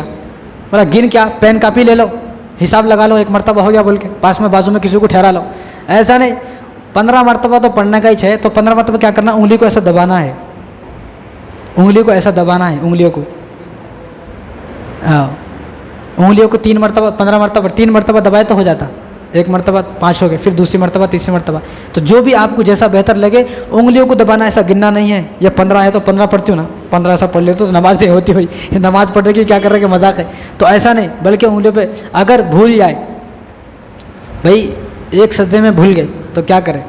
تو دوسرے سجدے میں اس کو پورا کر لے. سجدے کے درمیان میں اور رکوع سے جب اٹھتے ہیں اس میں پورا نہیں کرنا. اگر آپ رکوع میں بھول گئے تو آپ کو رکوع سے اٹھنے کے بعد، یعنی آپ رکوع میں پڑھنا بھول گئے، ٹھہر گئے ایک دم، تو اب آپ کو ٹھہر کے نہیں پڑھنا، ٹھہر کے 10 مرتبہ پڑھنا ہے. سجدے میں جا کر آپ کو 20 مرتبہ پڑھنا ہے. یا آپ ایک سجدے میں بھول گئے تو وہ دوسرے سجدے میں پورا کرنا ہے. سجدے سے جب سجدے کے درمیان بیٹھتے اس میں پورا نہیں کرنا ہے. اس میں اگر آپ نے پورا کیا تو وہ نماز نہیں ہوگی، اس میں پورا نہیں کرنا ہے. کیونکہ بولے تو اس میں اتنا لانگ رکنا نہیں ہے، زیادہ لانگ رکے تو نماز نہیں ہوتی. اور اس میں پڑھنا کیا ہے؟ الہاکم التکاثر اگر کسی کو یاد ہے پہلی رکعت میں. دوسری رکعت میں سورہ عصر والعصر ان الانسان لفی خسر. تیسری رکعت میں سورہ کافرون. ایک ترتیب تو یہ ہے. دوسری ترتیب کیا ہے؟ سورہ تکاثر پڑھنا ہے، الہاکم التکاثر. دوسری رکعت میں نہیں، چوتھی رکعت میں سورہ اخلاص پڑھنا ہے. پہلی رکعت میں الہاکم التکاثر، دوسری رکعت میں والعصر، تیسری رکعت میں سورہ کافرون قل یا کافرون، چوتھی رکعت میں قل هو اللہ احد. نہیں تو یہ جس کو یاد ہے، نہیں تو جس کو جو صورت اچھی لگے. یہ حضور کی ترتیب ہے. اور یہ نفل نماز اکیلے کی نماز ہے، جماعت کے ساتھ نماز نہیں ہے. یہ اکیلے پڑھنا سیکھے. کب تک رہیں گے اکیلے؟ کاروبار اکیلے کر رہے نا. دکان پہ میرے کو نہیں بلاتے کبھی بھی، لیکن صلاۃ و تسبیح کی نماز پڑھنے کے واسطے میرے کو بلاتے. دکان پہ بھی بلاؤ پھر میرے کو، کاروبار پہ بھی بلاؤ پھر میرے کو، ذرا بینک کی کاپی بھی میرے کو دیو ذرا، پھر سارے کام کرو. تو اس لیے اکیلے سب کام کر رہے ہیں، اکیلے کھا رہے ہیں. چکن مٹن گھر میں بنائے اکیلے کھا گئے، ہمارے کو نہیں بلایا نا بھائی. تو یہاں پر جس طرح سارے کام اچھے کام اکیلے ہو رہے ہیں، یہ بھی ایک اچھا کام ہے. یہ بھی آدمی اکیلا کرنا سیکھے. کب تک دوسرے کے پیچھے نماز پڑھیں گے؟ خود بھی کبھی اس قابل بنے کہ میں بھی جو ہے صلاۃ و تسبیح کی نماز پڑھ سکوں. تو باتیں تو بہت ہے، 1.5 گھنٹہ ہو گیا، باتیں بہت ہے.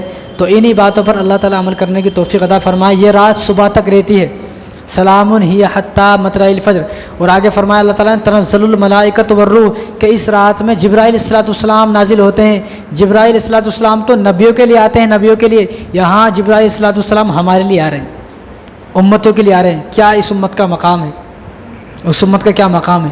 جبرائیل صلی اللہ علیہ وسلم ہمارے لیے آ رہے ہیں، فرشتے ہمارے لیے اتر رہے ہیں. اور ایک اور بات آپ کو بتا دیتا ہوں میں، چھوٹی سی بات ہے. تفسیر روح المعانی ایک کتاب ہے. حضرت عبداللہ بن عباس رضی اللہ تعالیٰ نے فرمایا کہ جبرائیل صلی اللہ علیہ وسلم اس رات فرشتوں کے ساتھ آتے ہیں، فرشتوں کے ساتھ آتے ہیں. تو جو آدمی عبادت کر رہا ہے ہر آدمی سے مصافحہ کرتے ہیں، سلام کرتے ہیں. تو جو آدمی ڈوب کر عبادت کرتا ہے وہ اس کو محسوس بھی کر لیتا ہے. ڈوب کر عبادت جو آدمی کرتا ہے تو محسوس کر لیتا ہے. لیکن جس نے کبھی عبادت ڈوب کر کری نہیں، اس کو یہ ذائقہ نہیں معلوم. یہ ذائقہ اس کو معلوم جو یہاں بیٹھ کے گھنٹے تک دعا کرتا، اس کو معلوم کہ مجھ سے مصافحہ کیا. یہ حضور کی باتیں ہیں، یہ کوئی ہماری باتیں نہیں ہیں. حضور نے فرمایا کہ جو آدمی اس رات میں جو عبادت کرنے کا حق ہے اس طرح عبادت کرتا ہے ڈوب کر، جو فرشتے اس سے مصافحہ کرتے ہیں، سلام کرتے ہیں. اور جبرائیل صلی اللہ علیہ وسلم حکم فرماتے ہیں تمام مسلمان جو مومن ہیں ان کے گھر میں داخل ہو جاؤ، تمام مسلمانوں کے گھر میں داخل ہو جاؤ. تو آگے عبداللہ بن عباس نے فرمایا کہ حضور نے فرمایا کہ تمام مسلمانوں کے گھر میں فرشتے داخل ہو جاتے ہیں، لیکن کچھ گھر ایسے ہیں کہ جن گھروں میں فرشتے اس رات بھی داخل نہیں ہوتے. کیسے منحوس گھر ہیں وہ کہ فرشتے اس رات بھی اس گھر میں نہیں جاتے ہیں. چاہے اس گھر میں کوئی آدمی قرآن پڑھ لیا پورا، ایک مصلی پھاڑ دیا، جانماز پھاڑ دیا، تسبیح توڑ دیا، سب کچھ کر دیا، لیکن فرشتے داخل نہیں ہو رہے. یہ میرے نبی کی باتیں ہیں. وہ گھر کون سے ہیں؟ وہ سب سے پہلا وہ گھر ہے جس گھر میں کتا پالا ہوا ہے. کتا پالنا ہے، پال سکتے ہیں اسلام میں، لیکن کتے کی اوقات گھر سے باہر ہے. کتے کی اوقات کہاں ہیں؟ گھر سے باہر ہے کتے کی اوقات، چاہے وہ کتا کیسا بھی ہو. آج کل لوگ بھائی کو منہ نہیں لگا رہا نا، کتا پال کے کتنی گاڑیوں میں دیکھا میں، اچھے نوجوان پوٹے پوٹیاں، اچھے بڑے نوجوان بڑی گاڑیوں میں کتا گود میں لے کے ہیں. اس سے اچھا کسی غریب کے بچوں کو پالنے تو کچھ ثواب ملتا. کتے کو پالنے کوئی ثواب نہیں ہے. کوئی آدمی بولتا کتا پالے تو ثواب، کوئی ثواب نہیں ہے. کتا اپنا رزق خود ڈھونڈ لیتا.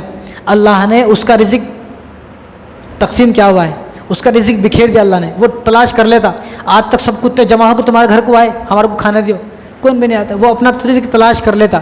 اس لیے کتے کو اور بلیوں کو، بلی پال سکتے ہیں لیکن کتے کو جو یہ جانور ہے ان جانوروں کو منہ لگانے کی ضرورت نہیں، پال سکتے ہیں لیکن اس کے اوقات گھر سے باہر ہے. ایسا نہیں جس بیڈ پہ تم سو رہے ہیں اسی بیڈ پہ. پھر مرنے کے بعد جو فرشتہ کتے کی روح نکالتا وہ فرشتہ تمہاری روح بھی نکالتا، جو اس کے ساتھ رہ کے صحبت جیسی رہتی نا ویسی عادتیں اس کے ساتھ ہو جاتی. تو کتا جس گھر کے اندر ہے اس گھر میں فرشتے اس رات بھی داخل نہیں ہوتے. یہ تفسیر روح المعانی کی احادیث ہے، یہ ہماری بات نہیں ہے. اور آگے فرمایا حضور نے جس گھر کے اندر خنزیر ہے، خنزیر میں ایسے لوگوں کو دیکھا، ایک آدمی کو انہیں خنزیر کے چھوٹے چھوٹے بچے گھر میں پال کے تھا. استغفر اللہ. ہاں بتاؤ، نہیں بڑے اچھے دکھتے، اچھے دکھتے تو ٹھیک ہے بھائی، وہیں چلا جا پھر تم.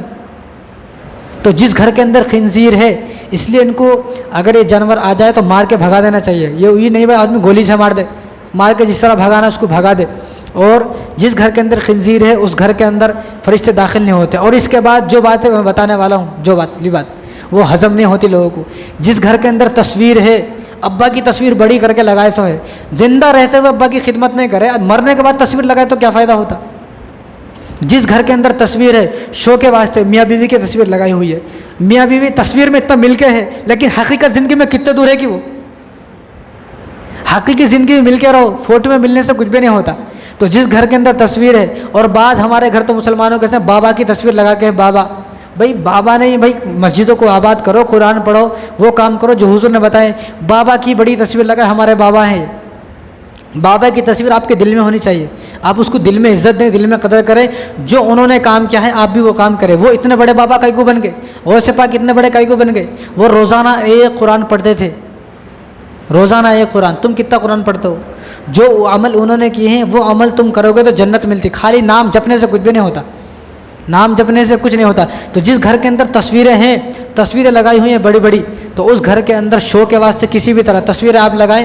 مکے کی تصویر لگائیں، مدینے کی تصویر لگائیں، آپ جو ہے بیت اللہ شریف کی تصویر لگائیں، مسجد نبوی کی تصویر لگائیں، مسجد اقصیٰ کی تصویر لگائیں، سورہ یاسین کی تصویر لگائیں، سورہ رحمان کی، سورہ ملک کی تصویر لگائیں.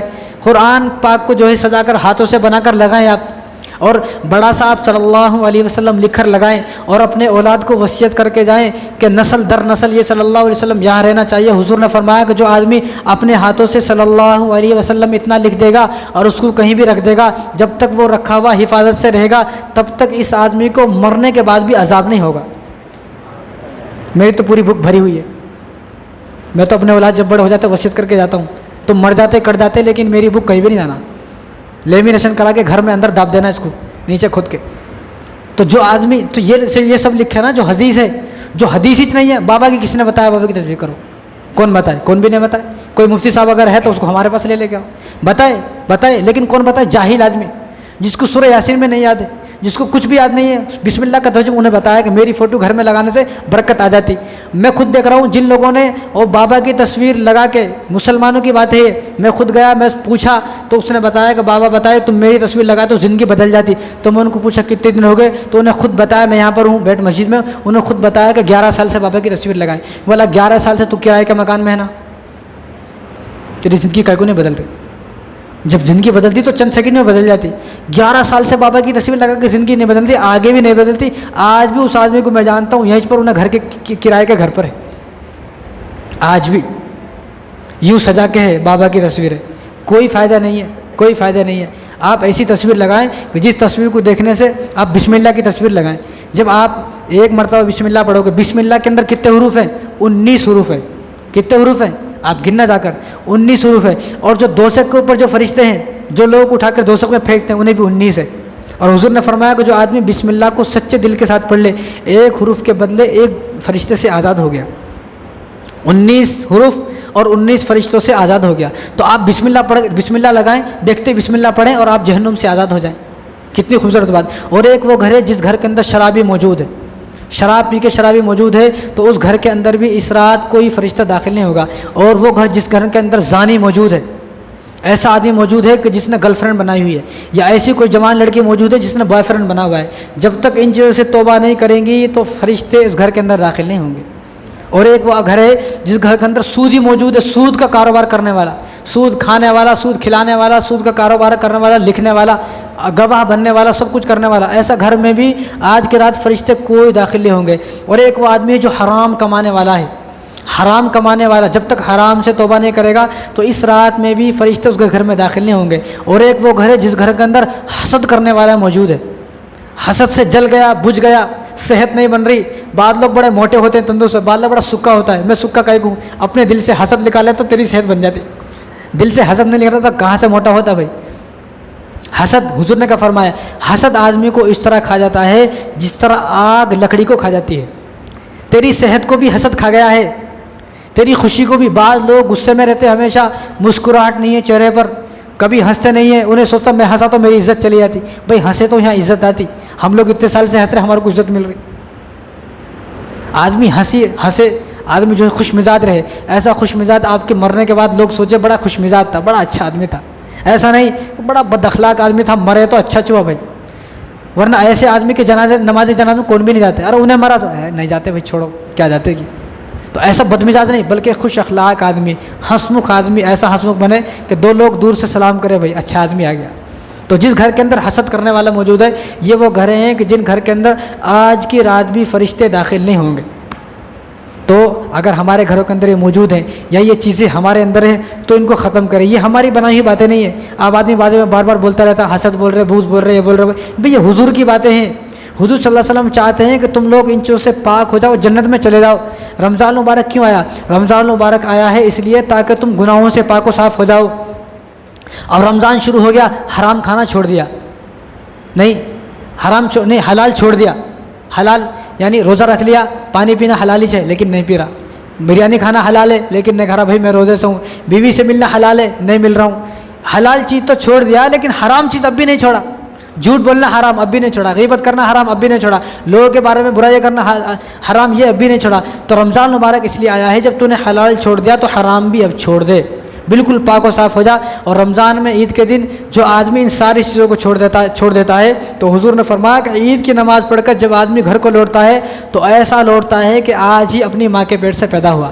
لیکن وہ آدمی جس کا عید کے بعد فلم دیکھنے کا ارادہ نہیں ہے, لیکن جس کا عید کے بعد سلمان خان کی مووی دیکھنے کا ارادہ ہے. ایک آدمی کو میں سمجھا رہا تھا, انہوں نے بولتا سلمان خان بہت اچھا آدمی ہے, مطلب یہاں ہم لوگ گھس گھس کے مسلح پھاڑ دیے, ہم تیرے کو اچھے نظر نہیں آ رہے. جو آدمی کبھی ملا نہیں, جو آدمی سے کبھی تعلق نہیں تھا, خالی نام سنا ہے, وہ بدکار آدمی کو تو اچھا آدمی بول رہا ہے. روزانہ نئی عورت کے ساتھ راتیں رنگین کرنے والا آدمی, اس آدمی کو اچھا بول رہے ہو. افسوس ہے اس مسلمان قوم پر. تو اس آدمی کی مغفرت ہوگی عید کے دن جو آدمی کا عید کی نماز کے بعد مووی دیکھنے کا ارادہ نہیں ہے. لیکن جو آدمی پہلے ہی مووی کا ٹکٹ بک کرا لے سلمان خان کا, تو اس آدمی کی کوئی مغفرت نہیں ہوگی. تو اس تعلق سے جمعہ کے دن انشاءاللہ کھل کر باتیں ہوں گی. ابھی وہ باتیں نہیں ہیں, رات میں سب لوگ سو رہے ہیں, اچھا بھی نہیں ہے سب کو ستانا. تو اللہ تعالیٰ انہی سب باتوں پر عمل کرنے کی توفیق عطا فرمائے. وما علینا الا البلاغ. وَإِن لَّمْ تَغْفِرْ لَنَا وَتَرْحَمْنَا لَنَكُونَنَّ مِنَ الْخَاسِرِينَ. یا اللہ ہم سب کے گناہوں کو معاف فرما, یا اللہ ہم سب کی خطایا کو درگزر فرما, یا اللہ ہم سب کے تمام صغیرہ اور کبیرہ گناہوں کو معاف فرما. یا اللہ جس طرح تو چاہتا ہے ہم نیک بندے بن جائیں, یا اللہ اسی طرح تو ہم سب کو نیک بنا دے. یا اللہ جس طرح تو چاہتا ہے, یا اللہ جو جنت والوں کی صفتیں ہیں, یا اللہ وہ صفت ہمارے اندر پیدا فرما دے. یا اللہ ہمارے دلوں کو پاک و صاف کر دے. یا اللہ ہمارے دلوں کو حسد سے, بغض سے, کینے سے پاک و صاف کر دے. یا اللہ حرام سے ہماری حفاظت فرما. یا اللہ جھوٹ سے, چوری سے, چغلی سے, کینے سے, کپٹ سے ہم سب کی حفاظت فرما. یا اللہ تمام گناہوں سے ہم سب کی حفاظت فرما. یا اللہ تو ہم سے ناراض ہے. یا اللہ یہ موسم بتا رہا ہے تو ہم سے ناراض ہے. یہ ظالموں کا آجانا بتا رہا ہے تو ہم سے ناراض ہے. یا اللہ تو ہم سے کتنا بھی ناراض ہے, لیکن یا اللہ پھر بھی ہم تیرے نام لیوا ہیں. یا اللہ ہم گواہی دینے والے ہیں. یا اللہ تیرے نبی کو ہم اپنا نبی مانتے ہیں, تیرے قرآن کو اپنا قرآن مانتے ہیں. یا اللہ اشہد ان لا الہ الا اللہ و اشہد ان محمد رسول اللہ, ہم یہ پڑھنے والے ہیں, ہم تیرے کلمے کی گواہی دینے والے ہیں. یا اللہ ہم تیری رحمت کے طلبگار ہیں. یا اللہ آپ اپنی رحمت سے ہمارے گناہوں کو معاف فرما دیجیے. یا اللہ کب تک تو ہم سے ناراض رہے گا. یا اللہ ہم سے تو یہ دنیا کی تھوڑی سی گرمی برداشت نہیں ہوتی. یا اللہ ہم سے تو یہاں پر کوئی آدمی ہمارے منہ پر گالی دے تو ہم سے برداشت نہیں ہوتا, کوئی ہمارے سامنے برائی کرے تو ہم سے برداشت نہیں ہوتا. یا اللہ ہم آپ کی ناراضگی کیسے برداشت کر سکتے ہیں. یا اللہ آپ ہم سے راضی ہو جائے. یا اللہ آپ ہم سے راضی ہو جائے. یا اللہ تمام مسلمانوں سے آپ راضی ہو جائے. یا اللہ تمام مسلمانوں کے جو کام رکے ہوئے, یا اللہ ان تمام کاموں کو یا اللہ مکمل کرنے کی توفیق عطا فرما. یا اللہ تمام مسلمانوں کے تمام مشکلوں کا حل فرما. یا اللہ تمام مسلمانوں کو بغیر حساب و کتاب جنت میں داخل فرما. یا اللہ تمام مسلمانوں کے لیے پل صراط کا راستہ آسان فرما. یا اللہ تمام مسلمانوں کے لیے یا اللہ جنت الفردوس میں اعلیٰ سے اعلیٰ مقام عطا فرما. یا اللہ جب تک ہم زندہ ہیں یا اللہ ہم سب کو اسلام پر زندہ رکھ. یا اللہ جب ہماری موت آئے یا اللہ ہم سب کو کلمے والی موت نصیب فرما. یا اللہ ہم سب کو کلمے والی موت نصیب فرما. یا اللہ ہم سب کا ایمان پر خاتمہ فرما. یا اللہ ہم سب کا خاتمہ بالخیر فرما. یا اللہ ہم سب کے رمضان مبارک کو قبول فرما. یا اللہ رمضان مبارک کے روزوں کو قبول فرما.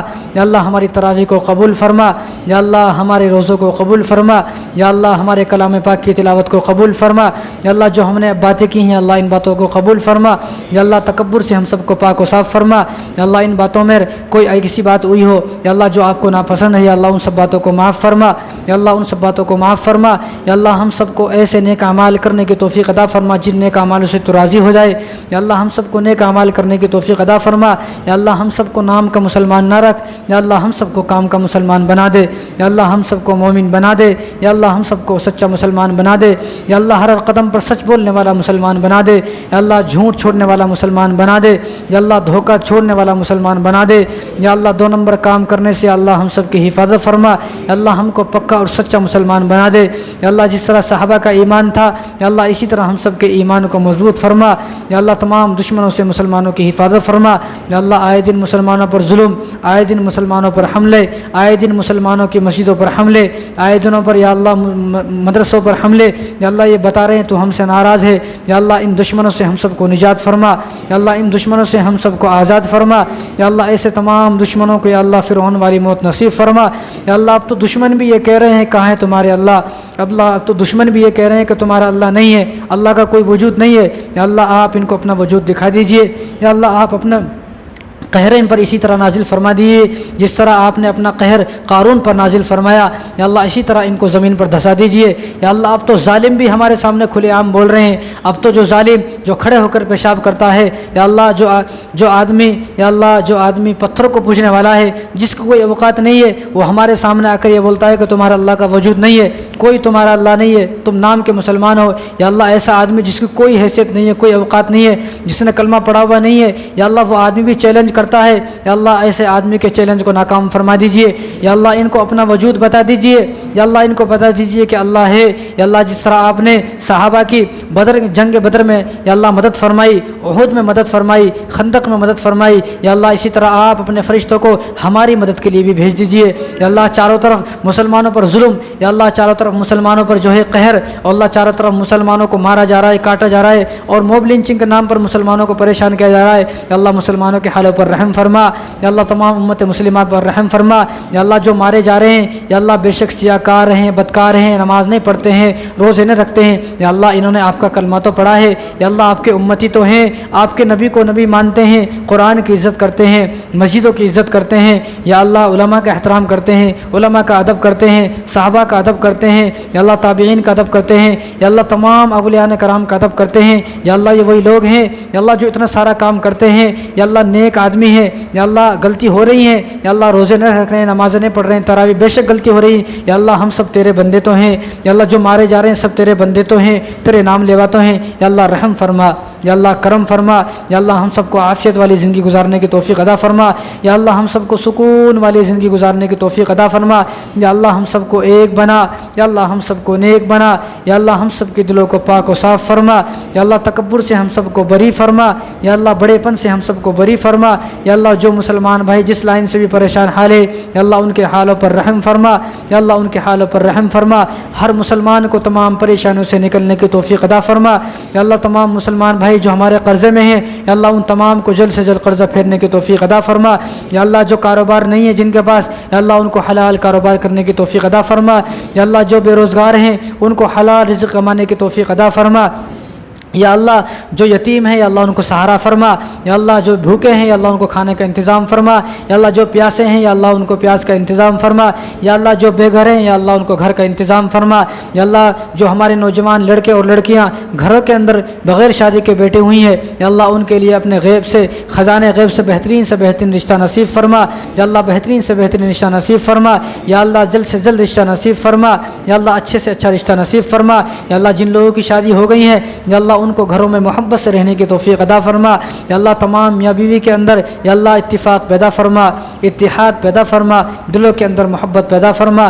یا اللہ لڑائی سے جھگڑے سے کینے کپٹ سے یا اللہ تمام میاں بیوی کی حفاظت فرما، یا اللہ گھروں کے جھگڑے سے ہم سب کی حفاظت فرما، یا اللہ نافرمان بیوی سے ہم سب کی حفاظت فرما، یا اللہ نافرمان اولاد سے ہم سب کی حفاظت فرما، یا اللہ نافرمان دوستوں سے ہم سب کی حفاظت فرما، یا اللہ نافرمان پڑوسیوں سے ہم سب کی حفاظت فرما، یا اللہ ایسے نافرمان لوگوں سے ہم سب کی حفاظت فرما، یا اللہ نیک بیوی ہم سب کو عطا فرما، نیک اولاد ہم سب کو عطا فرما، یا اللہ ہم سب کو بھی اپنے والدین کی خدمت کرنے کی توفیق عطا فرما، یا اللہ جن کے والدین اس دنیا سے چلے گئے ہیں یا اللہ ان تمام کے والدین کی مغفرت فرما، یا اللہ ان کے درجات کو بلند فرما، یا اللہ ان کے لیے پل صراط کا راستہ آسان فرما، یا اللہ ان کو اعلیٰ علیین میں جگہ نصیب فرما، یا اللہ عرش کے سائے میں جگہ نصیب فرما، یا اللہ جن کے والدین زندہ ہیں یا اللہ ان کے والدین کی عمروں میں خیر اور برکت عطا فرما، یا اللہ ان کے والدین کی عمروں میں یا اللہ خیر و برکت عطا فرما، یا اللہ ان کے والدین کا سایہ دراز فرما، یا اللہ ان کے والدین کو صحت عطا فرما، تندرستی عطا فرما،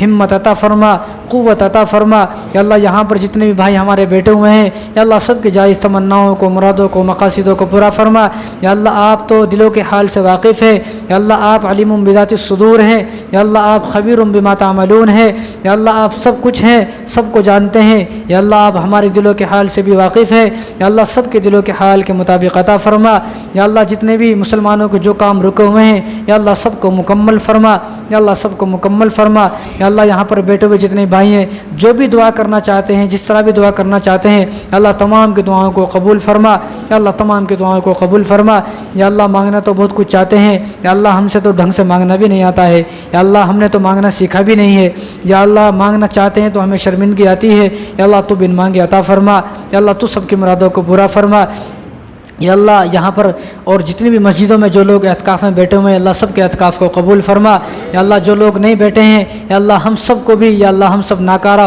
اور ذلیلوں کو بھی، یا اللہ ہم سب بدکاروں کو بھی، ہم سب گناہ گاروں کو بھی یا اللہ اعتکاف میں بیٹھنے کی توفیق عطا فرما، یا اللہ جو لوگ اعتکاف میں بیٹھے ہوئے ہیں یا اللہ جو یہ دعا کر رہے ہیں یا اللہ ان کی دعاؤں میں ہمارے حصہ شامل نصیب فرما، یا اللہ ان کی ہر دعاؤں کو قبول فرما، یا اللہ آپ کے نبی نے فرمایا کہ ان کا تو ہر عمل ثواب ہے، یا اللہ ان کو شب قدر نصیب فرما، یا اللہ ہم سب کو بھی شب قدر نصیب فرما، یا اللہ ہم سے تو مانگنا بھی نہیں آتا ہے، یا اللہ ہم نے تو مانگنا نہیں آتا ہے، یا اللہ تو بن مانگے عطا فرما، یا اللہ تمام کے اعتکاف کو قبول فرما، پوری دنیا کے اندر جو لوگ اعتکاف میں بیٹھے ہوئے ہیں اللہ تمام کے اعتکاف کو قبول فرما، یا اللہ اعتکاف کے درمیان جو غلطی کوتاہی ہو رہی ہیں یا اللہ ان تمام غلطیوں کو معاف فرما، یا اللہ تمام کوتاہیوں کو معاف فرما، یا اللہ تمام کوتاہیوں کو نظر انداز فرما، یا اللہ تمام کوتاہیوں کو نظر انداز فرما، یا اللہ ہم جو دعائیں مانگی بھی قبول فرما، یا اللہ بہت کچھ جو مانگنے سے رہ گیا اللہ سب یہ قبول فرما۔ ان اللہ و ملائکتہ یصلون علی النبی یا ایھا الذین آمنوا صلوا علیہ وسلموا تسلیما، اللهم صل علی سیدنا مولانا محمد وعلی آل سیدنا محمد وبارک وسلم۔ ربنا تقبل منا انک انت السمیع العلیم وتب علینا انک انت التواب الرحیم، اجمعین برحمتک یا ارحم الراحمین والحمد للہ رب العالمین۔